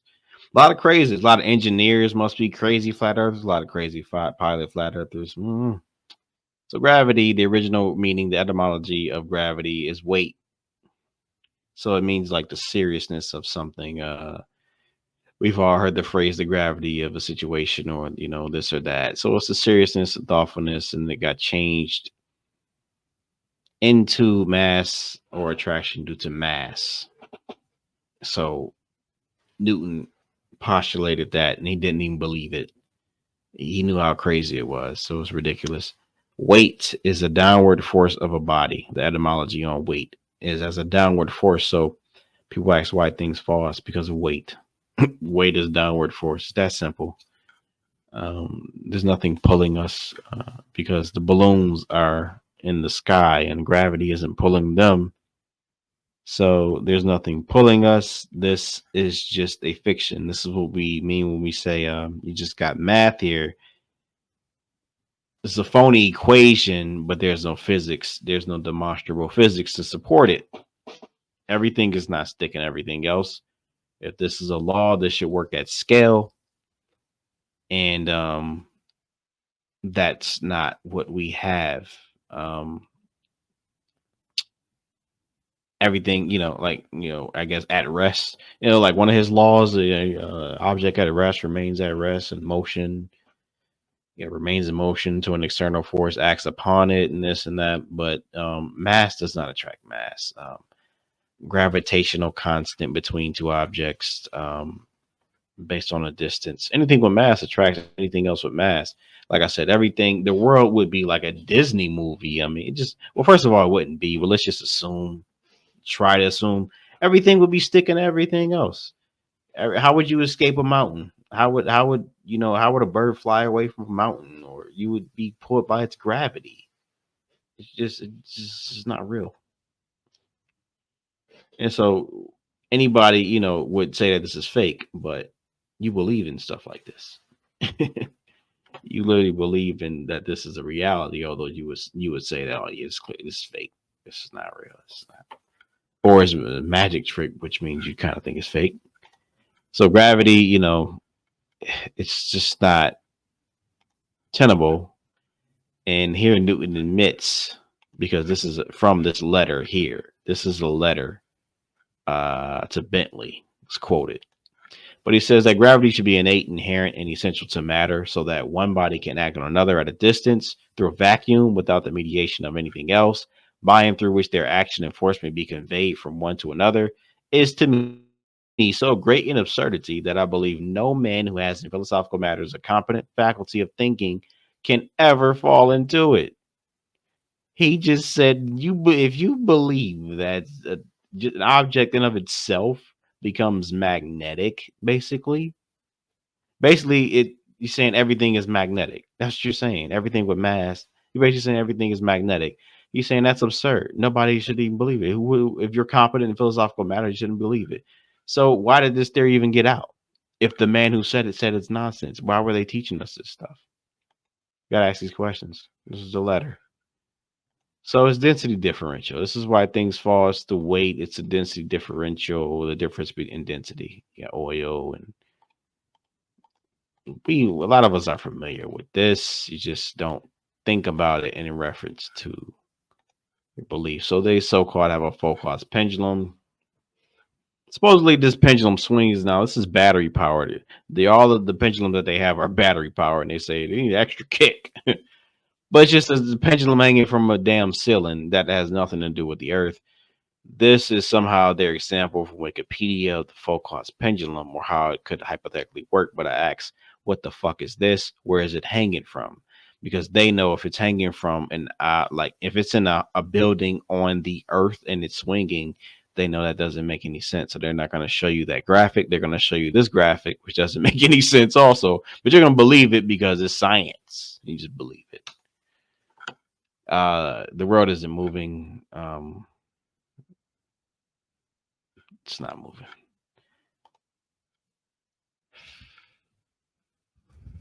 This is basically what we believe. We believe boats are upside down, but they are upright because that's science. We know this is what water does on a spinning ball. This is what water tends to do. It's level, 6 level. You can't even have this phenomena. You can't have it. It spills out. It doesn't do that. It does that. This is what water does. This is what water does. This is our logic here. We say water would do this. You say, as a glober, water would do this. This is what you believe. Demonstrate it. That's all we're asking. We're not big enough. You got to get big enough to like the earth. You're question begging. You have to demonstrate it at scale. Demonstrate it. Or show me a real picture and you don't have one. You don't. You just don't. So this is a globe belief that water does this. This is what we as plain earth realists understand. And we can't be proven wrong. We just can't be. This is what water does. Flat, flat, flat, flat, flat, flat. It's always flat. But in the classroom, on TV,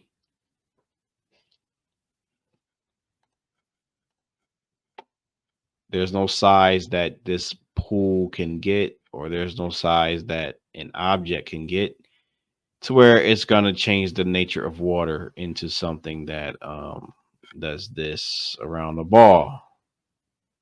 It does this.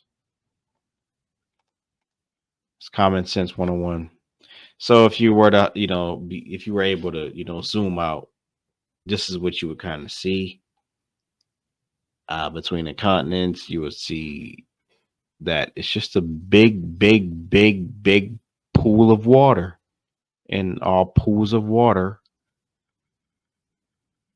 seek level.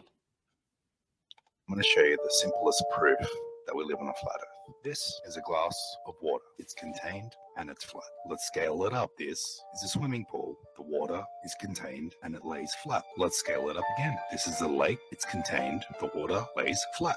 Here's where it gets interesting. If you Google what's the highest continent on Earth, it'll tell you it's Antarctica. But what if I was to tell you that the continent of Antarctica was not a continent, but it was an ice wall that went all the way around the Earth and contained the water, just like in all my other examples, and the water lays flat. Now, isn't it funny that all these countries have signed the Antarctic Treaty, meaning you can't just independently go there and explore?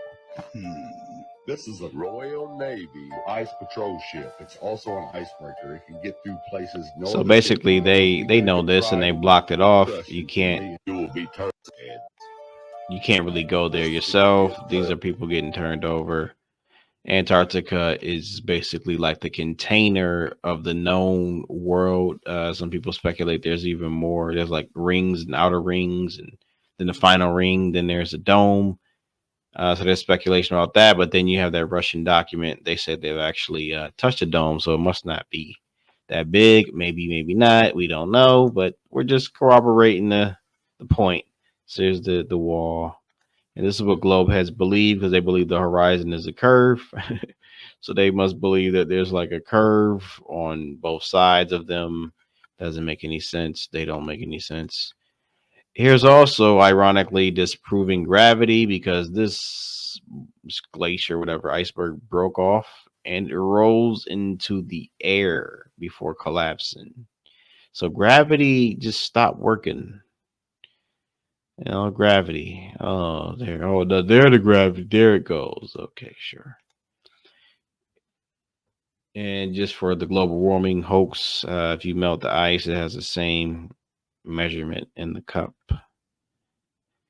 So have fun with that. This is basically, just showing how land flat. Again, this is stuff you always see, but you never look at it in the context of putting that bullshit globe on trial. These are the I think these are the Bolivian salt flats. So you can't have these on the flat Earth. I believe the Bolivian salt flats are very extended.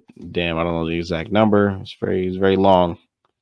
But even if you say that there's just a bunch of planes everywhere, now you're calling the world a polygonal, which that's not the pictures that were being shown. That's not so-called the data. They're not giving us these. They're giving us spheres. So you can use your common sense to deduce that the ocean is flat. These lines are, this is a plane, and this is a demonstration of how your vision works.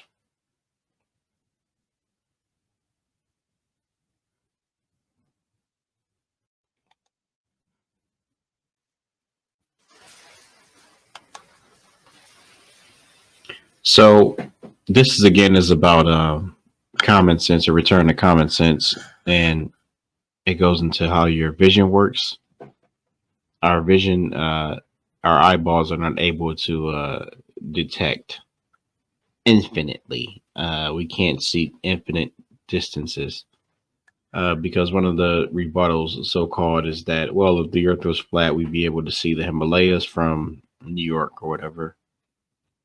Simply not true, because our vision converges. It's a one-point perspective, which a lot of artists learn. Most artists should know or go into formally. Sure, in a lot of art schools they learn this formally, but you intuitively we understand perspective, that everything converges because we draw, you know, these lines here. They converge. It's called a vanishing point. This is not a theory. This is a fact. This is an observational fact, a demonstrable fact. This is not a curve. This is your vision converging. This is what it looks like to the observer. This is the reality. The reality is a plane, but the picture plane, as we call it, it converges because we see sort of like a pyramid, a pyramidal convergence. And this is proven here. This is not a pyramid, but it's forming into a pyramid because this is what our vision does. So this is not a ball. This is a plane. These are just graphical lines, and this is a model that extends infinitely, essentially. This is like an equation that for an infinite plane, you can't see infinitely. So this is proof that you cannot see infinitely. There's no rebuttal of this. This is in a shrinking. The engineering plans or the architecture did not, you know, call into place for this hallway to shrink. See, we know this, but we don't acknowledge this because we're not taught to, for the most part. Again, it's the picture plane here. So this is what it looks like, but this is what it is. This is not my theory. These are visual facts. So why the lie? Why are they telling us that this is a curve when this is just a picture plane convergence? And I'm looking at a flat world here. Or why the inconsistency?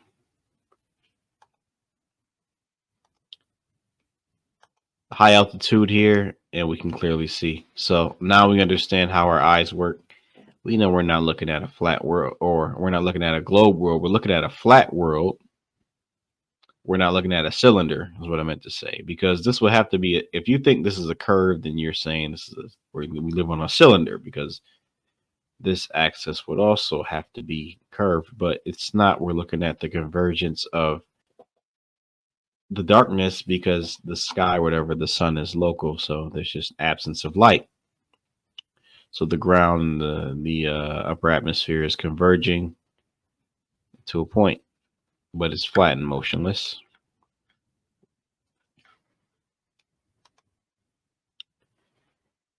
Here, another high altitude balloon. So here it is obvious that the world is not spinning at 1,000 miles per hour. It's obvious that the sun is local. It doesn't just look that way. That's what it is. If you're going to claim that that's 93 million miles away, you need to prove it. And I just don't see how you're going to prove that. There's really no way for you to measure that. So it's a claim. It's a theory superstition. We see the local sun. You see the plane of Earth. So obvious. Now, remember, we don't see these a lot on TV. Like Discovery Channel, they don't show you this raw footage. They show you fisheye lenses. The Science Channel, they show you CGI and fisheye lenses whenever they go, whenever they try to show you so-called Earth. You get these fake videos or these altered lenses. But the reality is here. This is the real. So you rarely see these. You really don't see a lot of these until you get into flat Earth, because you just don't think about it that much. You just assume. But this is amateur footage without the wide angle lens, without this fisheye distortion.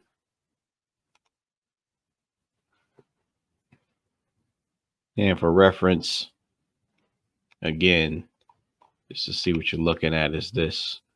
Remember, this is an infinite horizontal plane. This plane is infinite. No matter how tall you get, the taller you get, the more it'll just converge a little longer down the path, but it still converges. So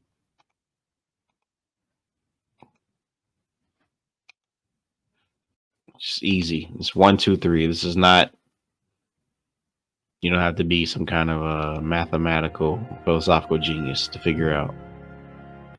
So yeah, they tell us that a flat Earth is crazy, and this is just normal. Living on a spinning ball is normal, but living on a plane is just insane. It's just so crazy. This is the so-called reality that they want us to infer. They know it's absurd. That's why when we put it in your face, then they claim that there's no up or down. They start lying and saying, well, there's actually no up or down anyway. It's just whatever. So it doesn't even really matter. So, but if there's no up or down, then why do you need gravity? Like, why do you need just, you said there's no up or down. It's basically you're saying there's nothing. Now they're getting real philosophical. It's another high altitude photo just from right angles to show that it's a plane. And this is, again, an overlay to explain how your vision works. This is what you're looking at. We don't see infinitely. We don't see like this. This is a plane. We don't see parallel to the plane. We see like this. So we can prove it with modern cameras. We can prove that things are just out of our view. We can look further and further with these tools, and you see how it's not a curve.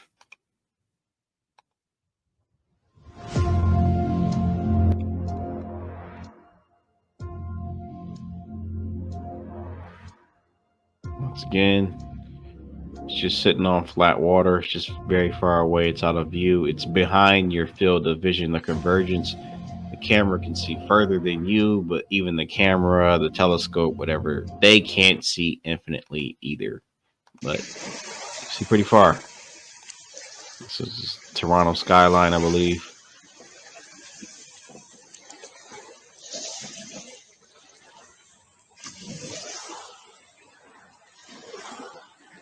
And it's just, just far down there, So Globers came, you claim that we see ships go over the curve, but then you claim that this high altitude balloon is also looking at the curve. So can't be both, because this is like a couple 100 miles and this is just a couple miles. So that's all, but it just inconsistent. So yeah, I mean, it's easy the more you want to accept it. I know it's hard.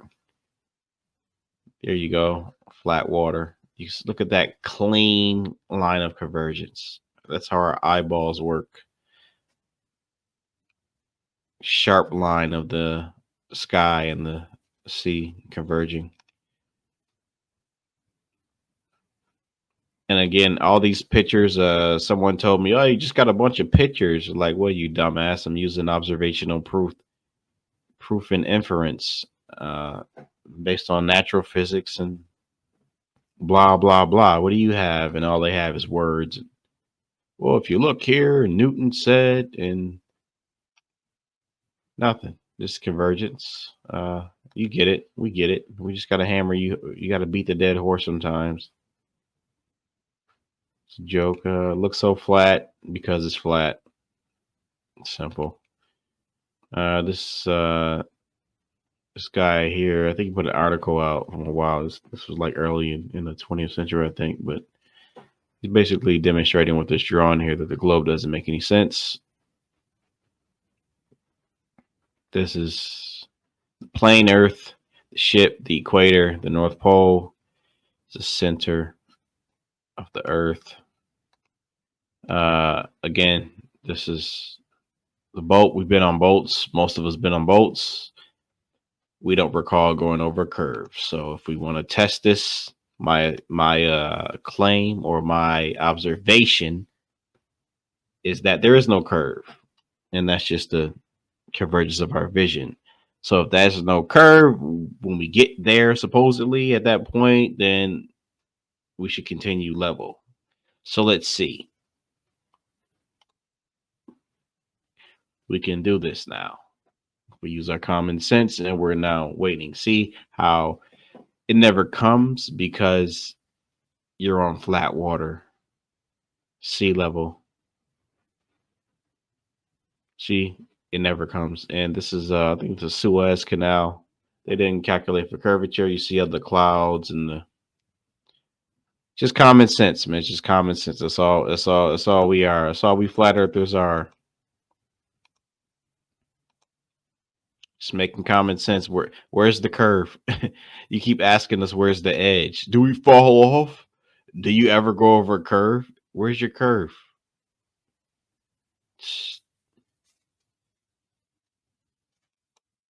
It doesn't exist. See?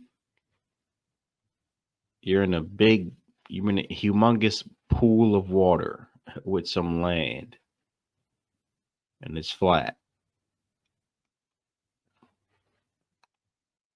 Over and over with these people. It's kind of a bad video here.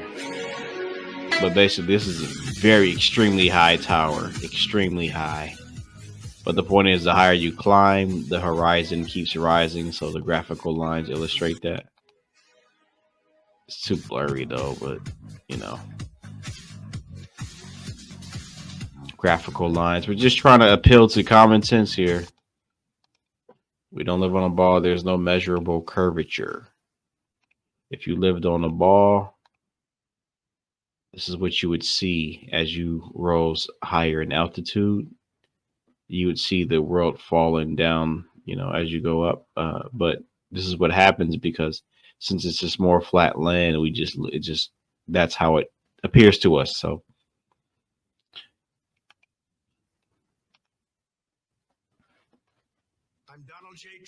more ads. Everyday prices are too high.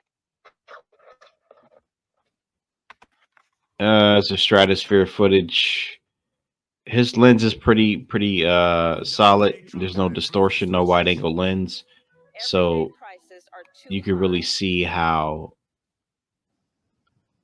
that clean flat horizon.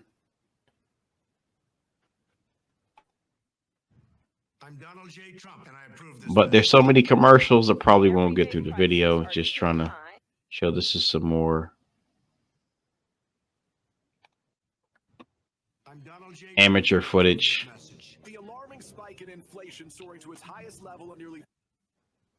He goes higher and higher. Want to kind of make the progression. Damn. Everyday prices are too high.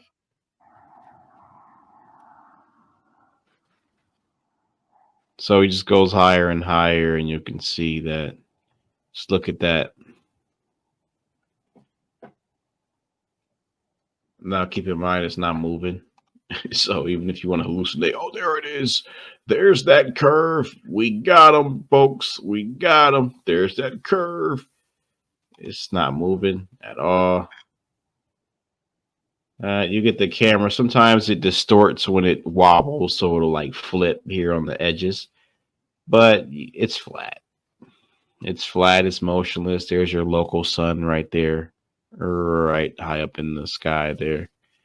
So he has some pretty good footage. High altitude, no lens distortion. Here's a survey from Columbia University. This is 3,451 miles from Martha's Vineyard to Gibraltar. And if you'll notice here, this Martha's Vineyard here to Gibraltar, it's flat. There's no curvature. There's no measurement for curvature at all. There's measurement for, like the sea floor. But other than that, it's flat, So, and when I just showed you that the boat trip continues flat also. So if we corroborate this survey with the visual, video, experiential, observational evidence, then we have to deduce that it's flat. These are survey tools, theodolites. They don't see around curves. They're flat. Line of sight. There's no curvature. Since our sight does this, then you need tools like this that can actually measure the actual plane Earth, because our vision can't. You got trains also. Of course, there are no curved train tracks, and trains don't, travel up any curve. The alarming spike in inflation soaring to its highest level at nearly. These commercials are terrible, but Everyday prices are too high. the point, basically, if you time lapse anything, see, with with video technology, we can do time lapses. So you could go from, you can travel 1,000 miles and time lapse it and see where's the curvature. There is none.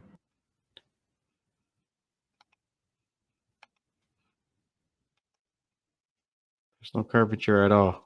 There's just more flat land. If you kind of squint your eyes, you can see how it gets hazy. So what you're seeing when you look at photos like this, because people keep asking, well, show us a picture of the flat Earth. And it's like every picture is of the flat Earth. You're looking at the Earth. You're looking at it's flat. It's the flat Earth.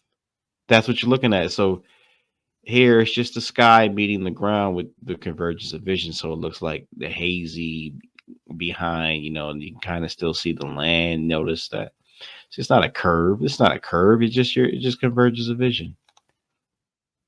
It's flat.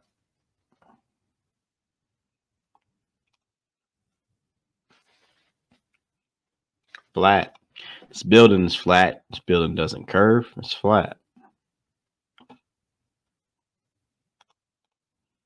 And again, so that's how your vision works, like pyramidal.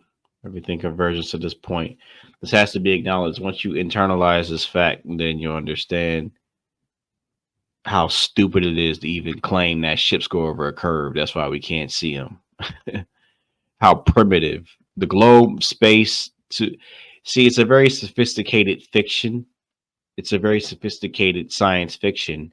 But at the same time, it's very primitive, because the premises you have to accept are so stupid and easily debunked, yet you still believe it. They're so dumb. Like I said, like going over a curve. That's ridiculous to think that the boats are going over a curve when you've been on a boat and there's no curve. Here's geological formation. This was from Tectonics Observatory. So some people ask me about geological formations, how, flat Earth. Well, I mean, here's your flat Earth right here. Here's India, Himalaya, here's Tibet. There's no curvature. Where's the curve? There should be some curvature, because this is there's a lot of mileage here. But they're doing this diagram on a plane. Why is that? Because they can do that. tectonics, and they still shift regardless. You don't have to live on a spinning ball.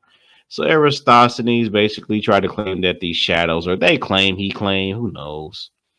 But, he got certain angles from shadows. Now, of course, he assumed that the sun's rays are parallel, but the sun's rays are crepuscular, as they call it. So they go out from a clearly much closer source. They're not parallel. So this whole experiment doesn't even make any sense. And here's different shadow lengths on a flat table, and the table is not a ball. So his experiment's nonsense, and people actually like try to rebuttal us with this stuff. It's not even worth it.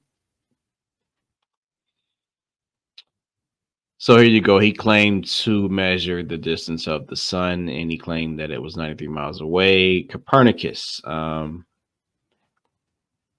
Here he says it's not necessary that the hypothesis should be true or even probable. It is sufficient that they lead to results of calculations which agree with calculations. Math on top of math on top of math, but no actual physics. Here's footage of the sun taken from a plane, and we can see that it's local. Right here is a sunspot. It's undeniable. It's not 93 million miles away. If anyone tries to tell you that that object you're looking at is 93 million miles away, then they're lying to you. And me personally, I equate people like this with murderers. They're killing your mind. This is the crime. That's a local sun. That is the sun, and it's local. So spot, local light, local. It's not 93 million miles away, people. You just believe stuff. There's the path of the sun. Our perspective, we see in like a circle, even. A flat circle is kind of like our field of vision. And our perspective that's why this is kind of a video where it kind of shows here.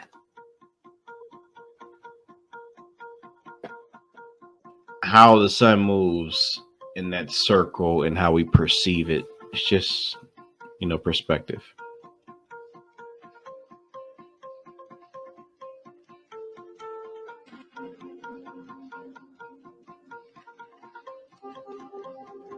Simple. Makes more sense, doesn't it? The sun moves, the world doesn't move. Again, this is all evidence. We can go on and on and on. We know that the sun moves. We're looking at the sun move now based on time-lapse footage. If anyone wants to claim that the world is moving, that's a very bombastic claim, very absurd. There's no reason to believe it is. There's no reason to believe the world is moving because we have like buildings and cities on it, and we know they're not being shifted or anything like that based on they're constantly moving. That would be terrible. How would you even? You can't build a city on the world moving.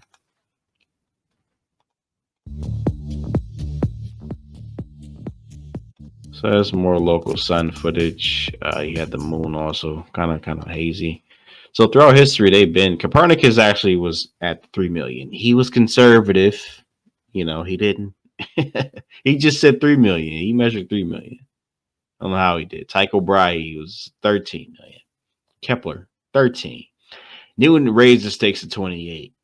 Then I guess he revised and said, it's 54. Just making shit up. Martin, he's one of those pre-scientists. You got you to 81, 82. Then you get to 95 with Inc. Meyer, 104. Wow, I think then Ball came along. And hold up, Meyer, not 104. I think it's 92 to 92, 93 million, maybe. Like, where do they get these numbers from? This is crazy. Observation tells us the sun is not 93 million miles away. It's just not.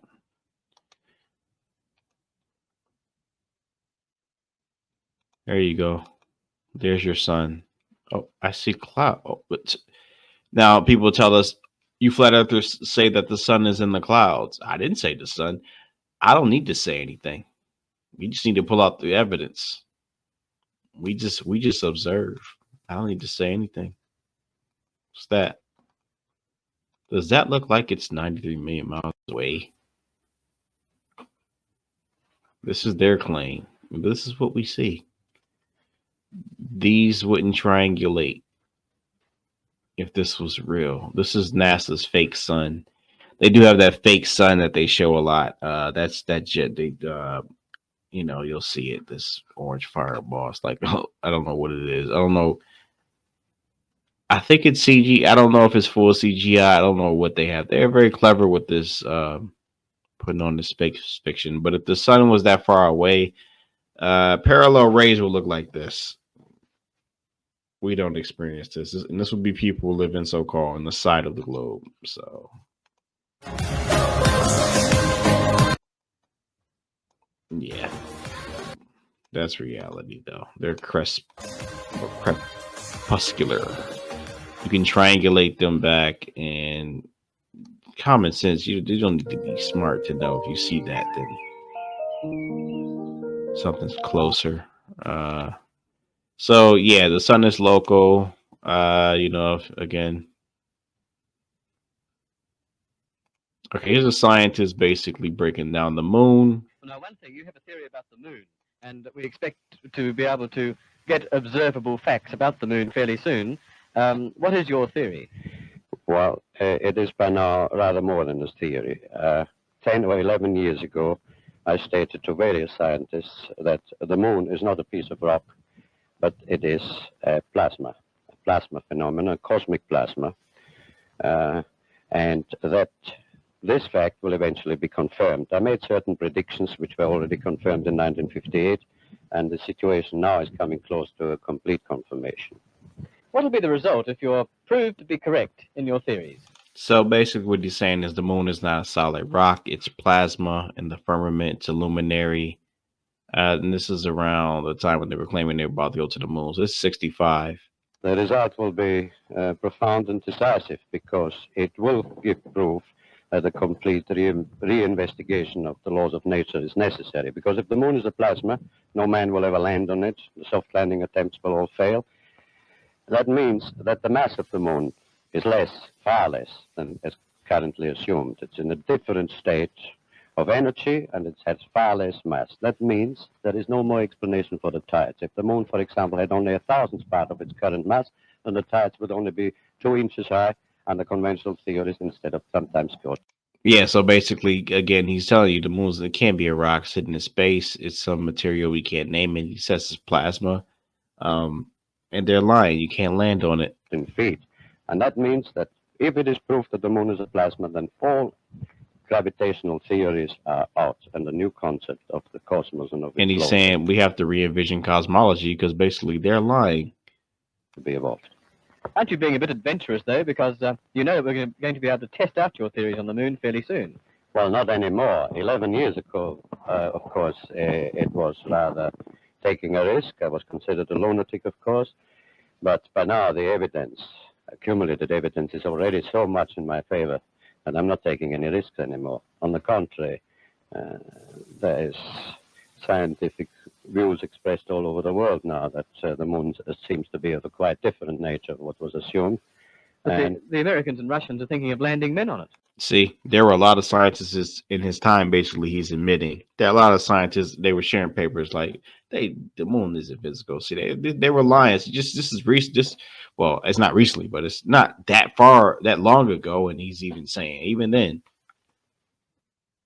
well, that will never happen. Not on the moon. On Mars, on Venus, on other planets, yes. But the moon is definitely, as I assert, a plasma. So he was smart enough to realize the moon's translucent, but he still believed in the globe apparently because he said on other planets, which we'll get to the so-called other planets. So there's a big lie. He got a piece of it though. He couldn't go too much further than that. But yeah, rocks don't reflect light. So we've seen this in the daytime, whatever you've seen through the moon. You've seen crescent moon stars. This is not a solid rock. And we all know no matter how high you throw a rock, it's never going to just sit in the sky. We know that through experience. Nobody believes that. So when you look up, you're not looking at a massive rock. Just now, keep in mind, it's moving slowly above the face of the earth. They tell us that it's spinning and moving around the earth.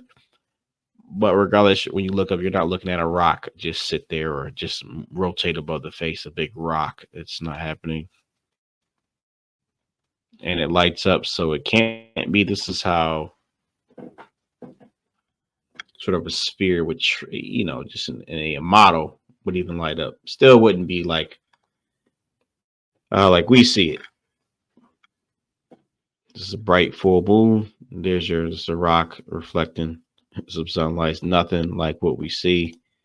So it's very bright at times, and it's like a light bulb. So it's like plasma lights itself up. You have the crescent moon, the star, because basically you can see stars through the moon a lot of times. So the moon's translucent, and now we move on to the planets. All right, so on to the so-called planets. We're told that this so-called universe we live in, this so-called vacuum of space, is again full of galaxies that are full of solar systems, which are like gigantic fireballs, stars, which have these so-called rocky or gaseous worlds orbiting around them, as they themselves, the stars themselves, fly through the galaxies at supposedly hundreds of thousands of miles per hour. The galaxies so-called travel at millions of miles per hour. Again, all these movements again, and so this that's the context that they're giving us for these so-called worlds. So they claim that worlds are balls, worlds are globes, globular. So all of a sudden, we can inhabit, or you can live on a spinning ball. They're question begging in the quest to prove their nonsense. And we've accepted this because here you go with a picture of supposedly this is like a satellite taking a picture of a planet. I'm sorry.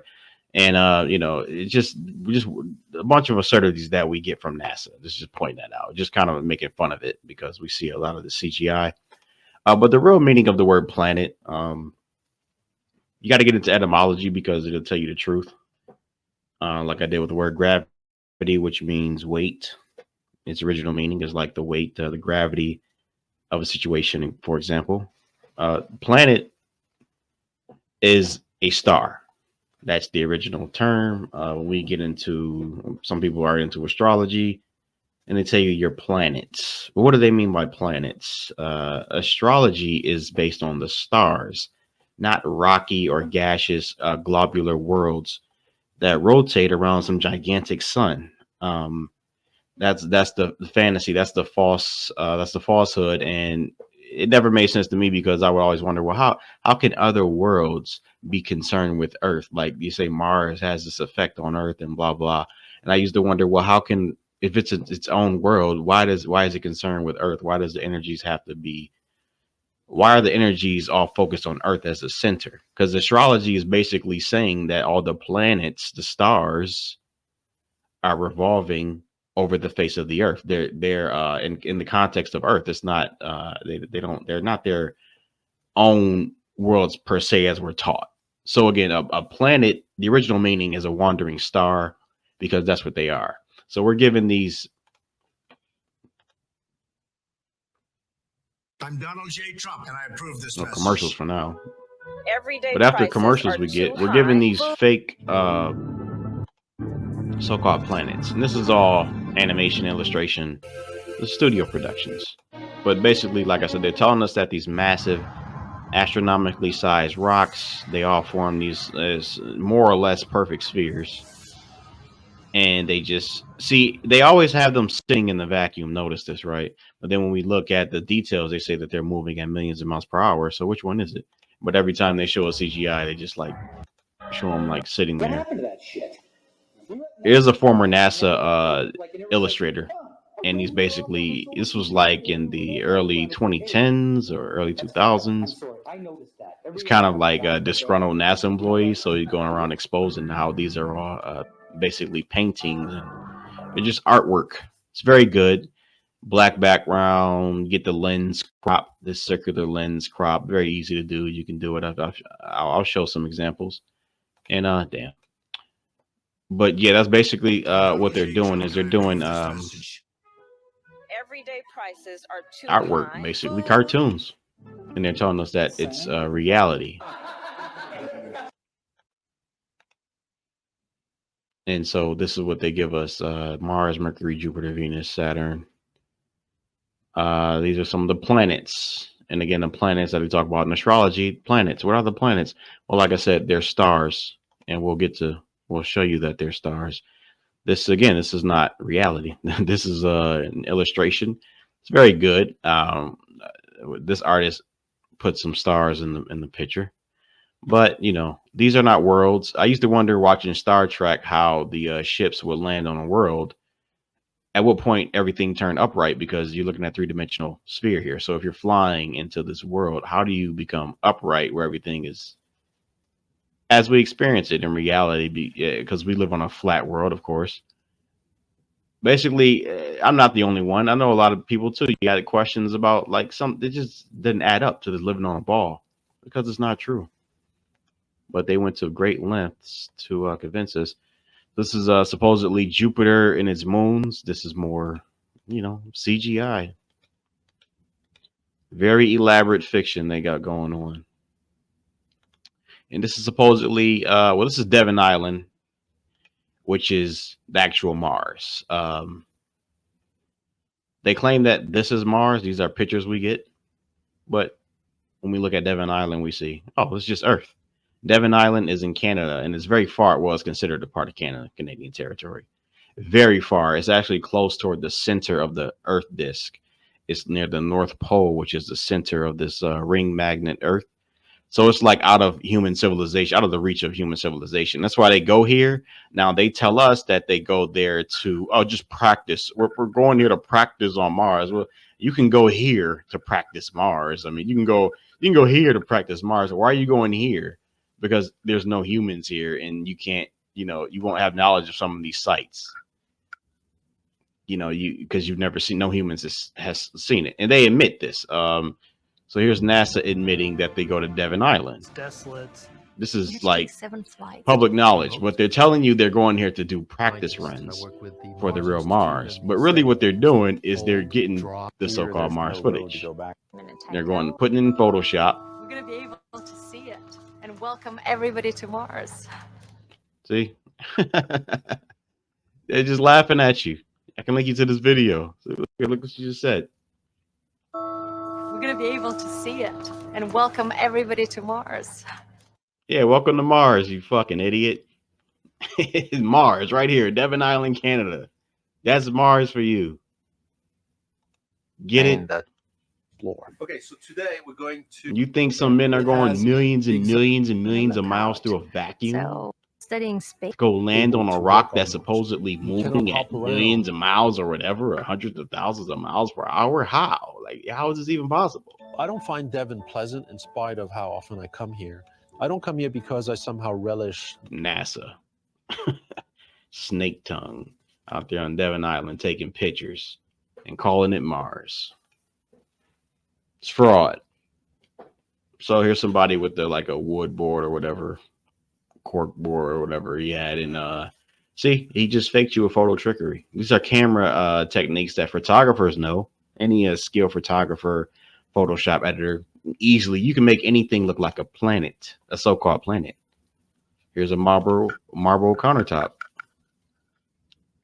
Looks like a planet, right? And if NASA put this picture on the news tomorrow, if they put this on the news tomorrow and said this is we discovered this new planet, and 99% of people will believe it, including all these you pro science and you supposedly supposedly anti-establishment people, you'll believe it too, because they have all the credibility or credence in our minds. And this is what flat earthers do. We're trying to put a chink, reveal the chink in the armor and expose it and get rid of this. This is a stupid lie, man. It's spinning around the globe and space. It's a very stupid lie. It's almost like, why would you lie? And people do accidents. It's a good question. Why would they lie? It is.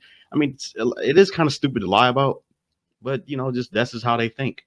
That's just how some people think. They just think big. So this is what they want to lie about, and they are going to great lengths. So this is supposedly these are planets here, and again, we can show you that we can prove to you that these are Photoshop edits. It's not real. These are not what gazillion trillion ton wing rocks, you know, in the vacuum of space. It's just not happening. This is fake. So what's the reality? Well, again, planets are stars in the firmament. Everyday prices So are too high. anyone can do this. You can go get a camera, high power zoom camera, and zoom in on the so-called planets in the space supposedly, but they're in the sky in the firmament.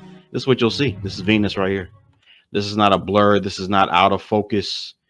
This is not a weak lens. No, this is what it is. You're looking at a you got different words for it. Some people call it sonoluminescence, like basically sound, and then you got light, and then people speculate that it may be like light peeking through the holes in the firmament through the water. That's a theory. Again, I don't know. I'm just saying.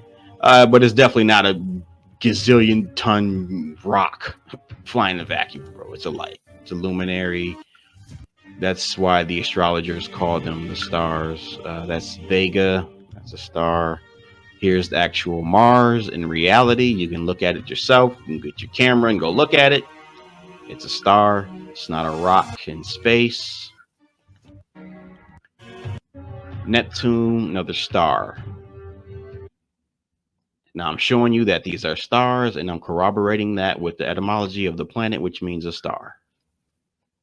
And all your proof, all you have is CGI. So that's going to be a win for the so-called flat earthers. Here's more star footage. Saturn, Venus, more planets, Jupiter, and stars. And these are all in the firmament. Here's Saturn, Mars, Venus, Neptune. These are observations. These are not just pictures. This is evidence for the case that they are stars. The burden of proof is on the one claiming that they're actual worlds, and all you're going to do is tell me, well, they're too far away, you can't go. And, well, can I get a picture? No, you get a Photoshop. Oh, okay. That doesn't count. You lose that. In the court case, you would lose that. We win. We win. This is proof. And you can prove this with your own eyes and cameras. And so, you know, some people say, oh, it is out of focus. And Nikon, no, these are Nikon P1000s. They're actually getting better than this. And then they're going to tell us, no, but Galileo used something like this, a 14 times zoom. Yeah, sure. Galileo. Yeah, sure. Look at this. They're out of focus. That's what they claim. These are out of focus. You got to like focus, and then you'll see. You don't see a damn thing. You'll see that they're stars. Here's a close-up of another star. See, flat Earth just opens up. Now you can really use your own thinking and intelligence to figure things out for yourself. You've been lied to. Now think about yourself. We don't have all the answers, but we don't know exactly what this is. I don't know. I mean, it does look like some kind of, it looks like water, light through water almost. That's what it looks like. So I don't know. And here's just a picture showing, well, is it really a meteor or whatever? The crater is the asteroid nonsense they scare us with. Asteroids flying through space is not real. There's explanations on the plane that work, sinkholes, volcanoes, hydro craters, geysers, sulfur pocket. So no. Bottom line, there are no rocky worlds. So it's just the only flat, all the planets. There are no planets per se. Yes, the Earth is the universe, as they say, and the universe is just the world system, and this is our plane. So it's the Mercator map here. This is distorted, of course. Here's the Gleason map, and it's basically going into time zones. People ask how time zones work, like as if they can't work anywhere. You just train with these stupid questions. This isn't actually, I think this is German or whatever, but it's just showing you how time zones work. On a flat Earth, they work just the same. There's no, you know, and there's also, this is going into eclipses. Now the ancients say there's a third body in the firmament called Rahu that they account for with eclipses, because they tell us that, oh, it's just the shadow of the earth is blocking the moon and all this, like as if the sun is under our feet. All this nonsense you just believe that don't even line up on a diagram. But this is sort of an movements of the sun and moon over the face of the earth and why you get the shadows. And so here's some working models for people who want to be, and there's based on perception, based on the what you would see, because this is our field of vision. Not saying our field of vision is big, but just saying it's limited on the plane. So this is what you get in these tiny fields of vision and your perception and everything like that. So this has been worked out and makes much more sense than this. This is NASA's idea of how a solar eclipse works. The moon blocks the sun out. They know the sun's 93 billion miles away, they say, but they say it's like a million times bigger than the earth. So how can it block out the sun's light, right? So now they're saying, oh, well, there's a focus ray, and then so that focus beam focus the shadow beam, and then you get the eclipse. Like, it's nonsense. It doesn't make any sense at all. It's a fucking cartoon. These are more focusing rays from the sun. See, they have to do this. Laugh my ass off. It's a joke. Look at this. This is actual NASA diagram here. These cartoon claims about how an eclipse takes place on the earth. Now keep in mind, if someone's standing here, if they're standing here and they face this in this way, they won't even see the moon and the sun. If you think about it, it'd be like right on top of their head. Nobody thinks about this. You just pass these bullshit ass pictures around, just assume somebody can live on a damn ball, like some man is standing on the side of a ball with these parallel rays. Like, come on, man, just stop. Let's just stop. None of this makes any fucking sense whatsoever. The perspective is off. Like I said, if you were to draw an observer here, let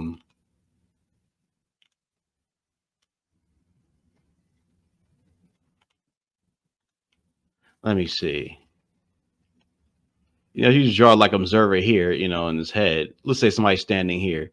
Well, their vision, let's say if they're looking here, or even here, or even here, like slightly tilt up kind of to the sky, not really. You can't even see the moon. You have to look straight up to even see the fucking moon. And we don't see the moon straight above our heads. Like, you got to understand, this has never been real. And we just believe this cartoon bullshit. Does it work versus this? How about we stand on a plane? This makes much more sense. My selector. Oh, God. Yeah.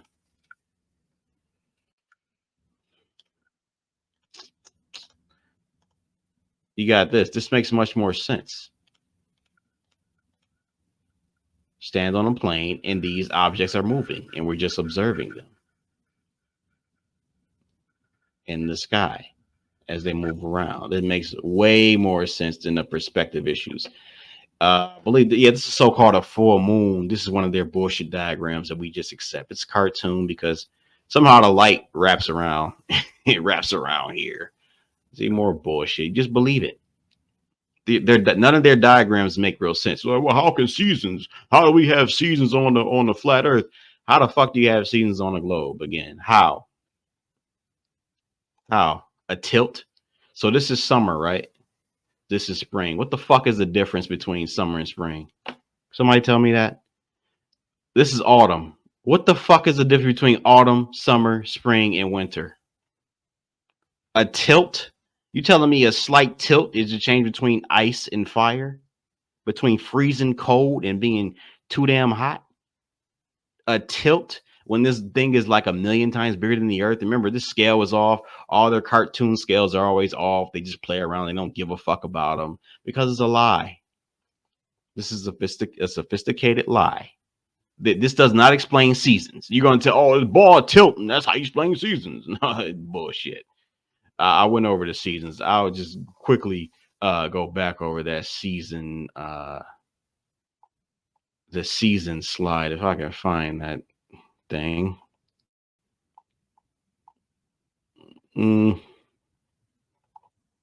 See if I can find it.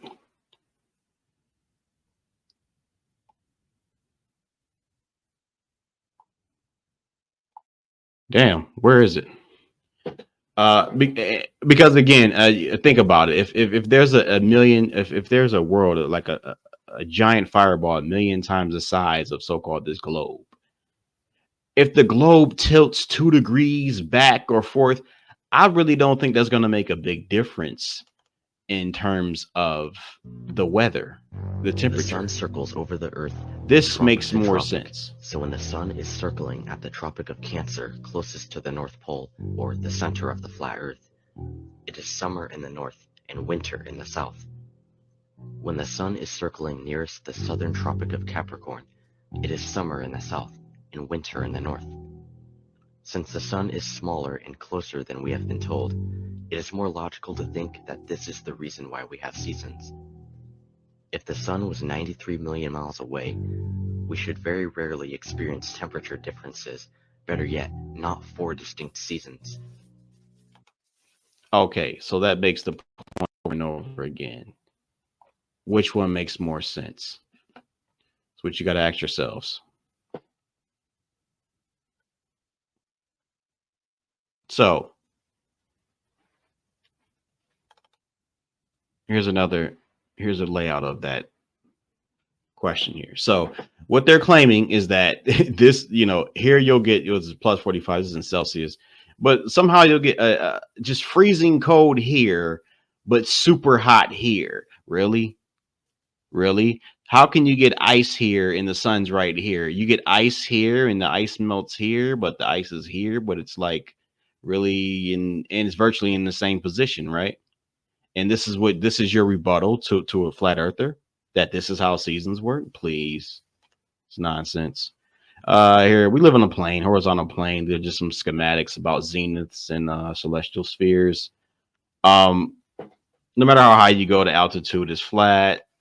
This is azimuth though, because again, they claim that map that we always show is in projection of a globe, but it's not, because azimuth though has to be done onto a horizontal surface. True north or magnetic north measured in a horizontal plane. That's twice you get the word horizontal. So here you go. Here's the azimuth.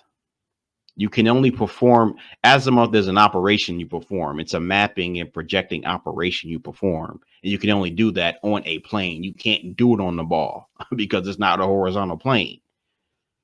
And horizon is short for horizontal. And so they're measuring, altitudes and longitude, latitude projections on the map. You can only do that on a plane. So that proves our plane Earth case. All celestial elevation angles, you have to be on a flat Earth to even measure the fucking angle. How do you measure an angle if the ground is like curving down beneath you? You can't even measure angles correctly. You can't do anything, guys. You can't live on a ball. You can't. Damn, give it up. You can't live on a ball. Where's the compass going? This is the compass. This is the reality. They all point north. If you get on the ship, north will continue to point here. South is south. South is around here. This will be south. It's a ring magnet, and this is north, the center. That's how it works. And then these are just some pictures because they claim we have all these satellites. All these damn satellites are supposed to be all the satellite debris and everything, but we don't see any of that when we go into the sky. Here's GPS triangulation. I went over that undersea cables kind of, but yeah, you just need triangulation and radio towers over a plane Earth. They send radio signals over a plane Earth. So yeah, triangulation. Radar only works on a plane Earth. You know, if you just use your mind and think about it, it works perfectly on a flat Earth. It has to be. Also lighthouses. I don't think I have a lighthouse up here, but same thing with lighthouses. Lighthouses can't work on a globe, because globes are not for educational use. They're only for decorative purposes. If you go buy you a globe and see what it'll say. Globes are not meant for educational purpose, but only for decorative purpose. Not for educational use, only for decorative purpose. Globes are not meant for educational purpose, but only for decorative purpose. Globes are not meant for educational purpose, but only decorative purpose. Why is that? See, it keeps saying that. But if we go back to this Gleason map, which is certified, we see what it says on the Gleason map, scientifically and practically correct. See the difference? So any astute mind who really can think for itself shouldn't be too hard to let go of that spinning water ball globe. Rotating tens of thousands of miles per hour around the sun. And you'll while start to the see that entire this is solar the system craziest shit you could circles ever hundreds believe. of thousands of miles per At hour first you think flat around Earth is the Milky Way, craziest thing you could ever and the believe. Milky It's Way stupid. Then when you learn millions of enough, you'll miles realize per hour this is the more stupidest shit you could off ever through believe. infinite space, There's no when precedent. we There's no cannot physical see, principles that hear, even make this a feel, reality, and they or never otherwise demonstrated to us. observe or And prove as we've any shown, such motion. they've given us nothing but Who can productions see in clearly Photoshop, for ourselves, in Polaris so-called math. never moving, So and all the other stars. rest assured that Earth is flat, as we say. The globe space lie is a lie. It never existed. And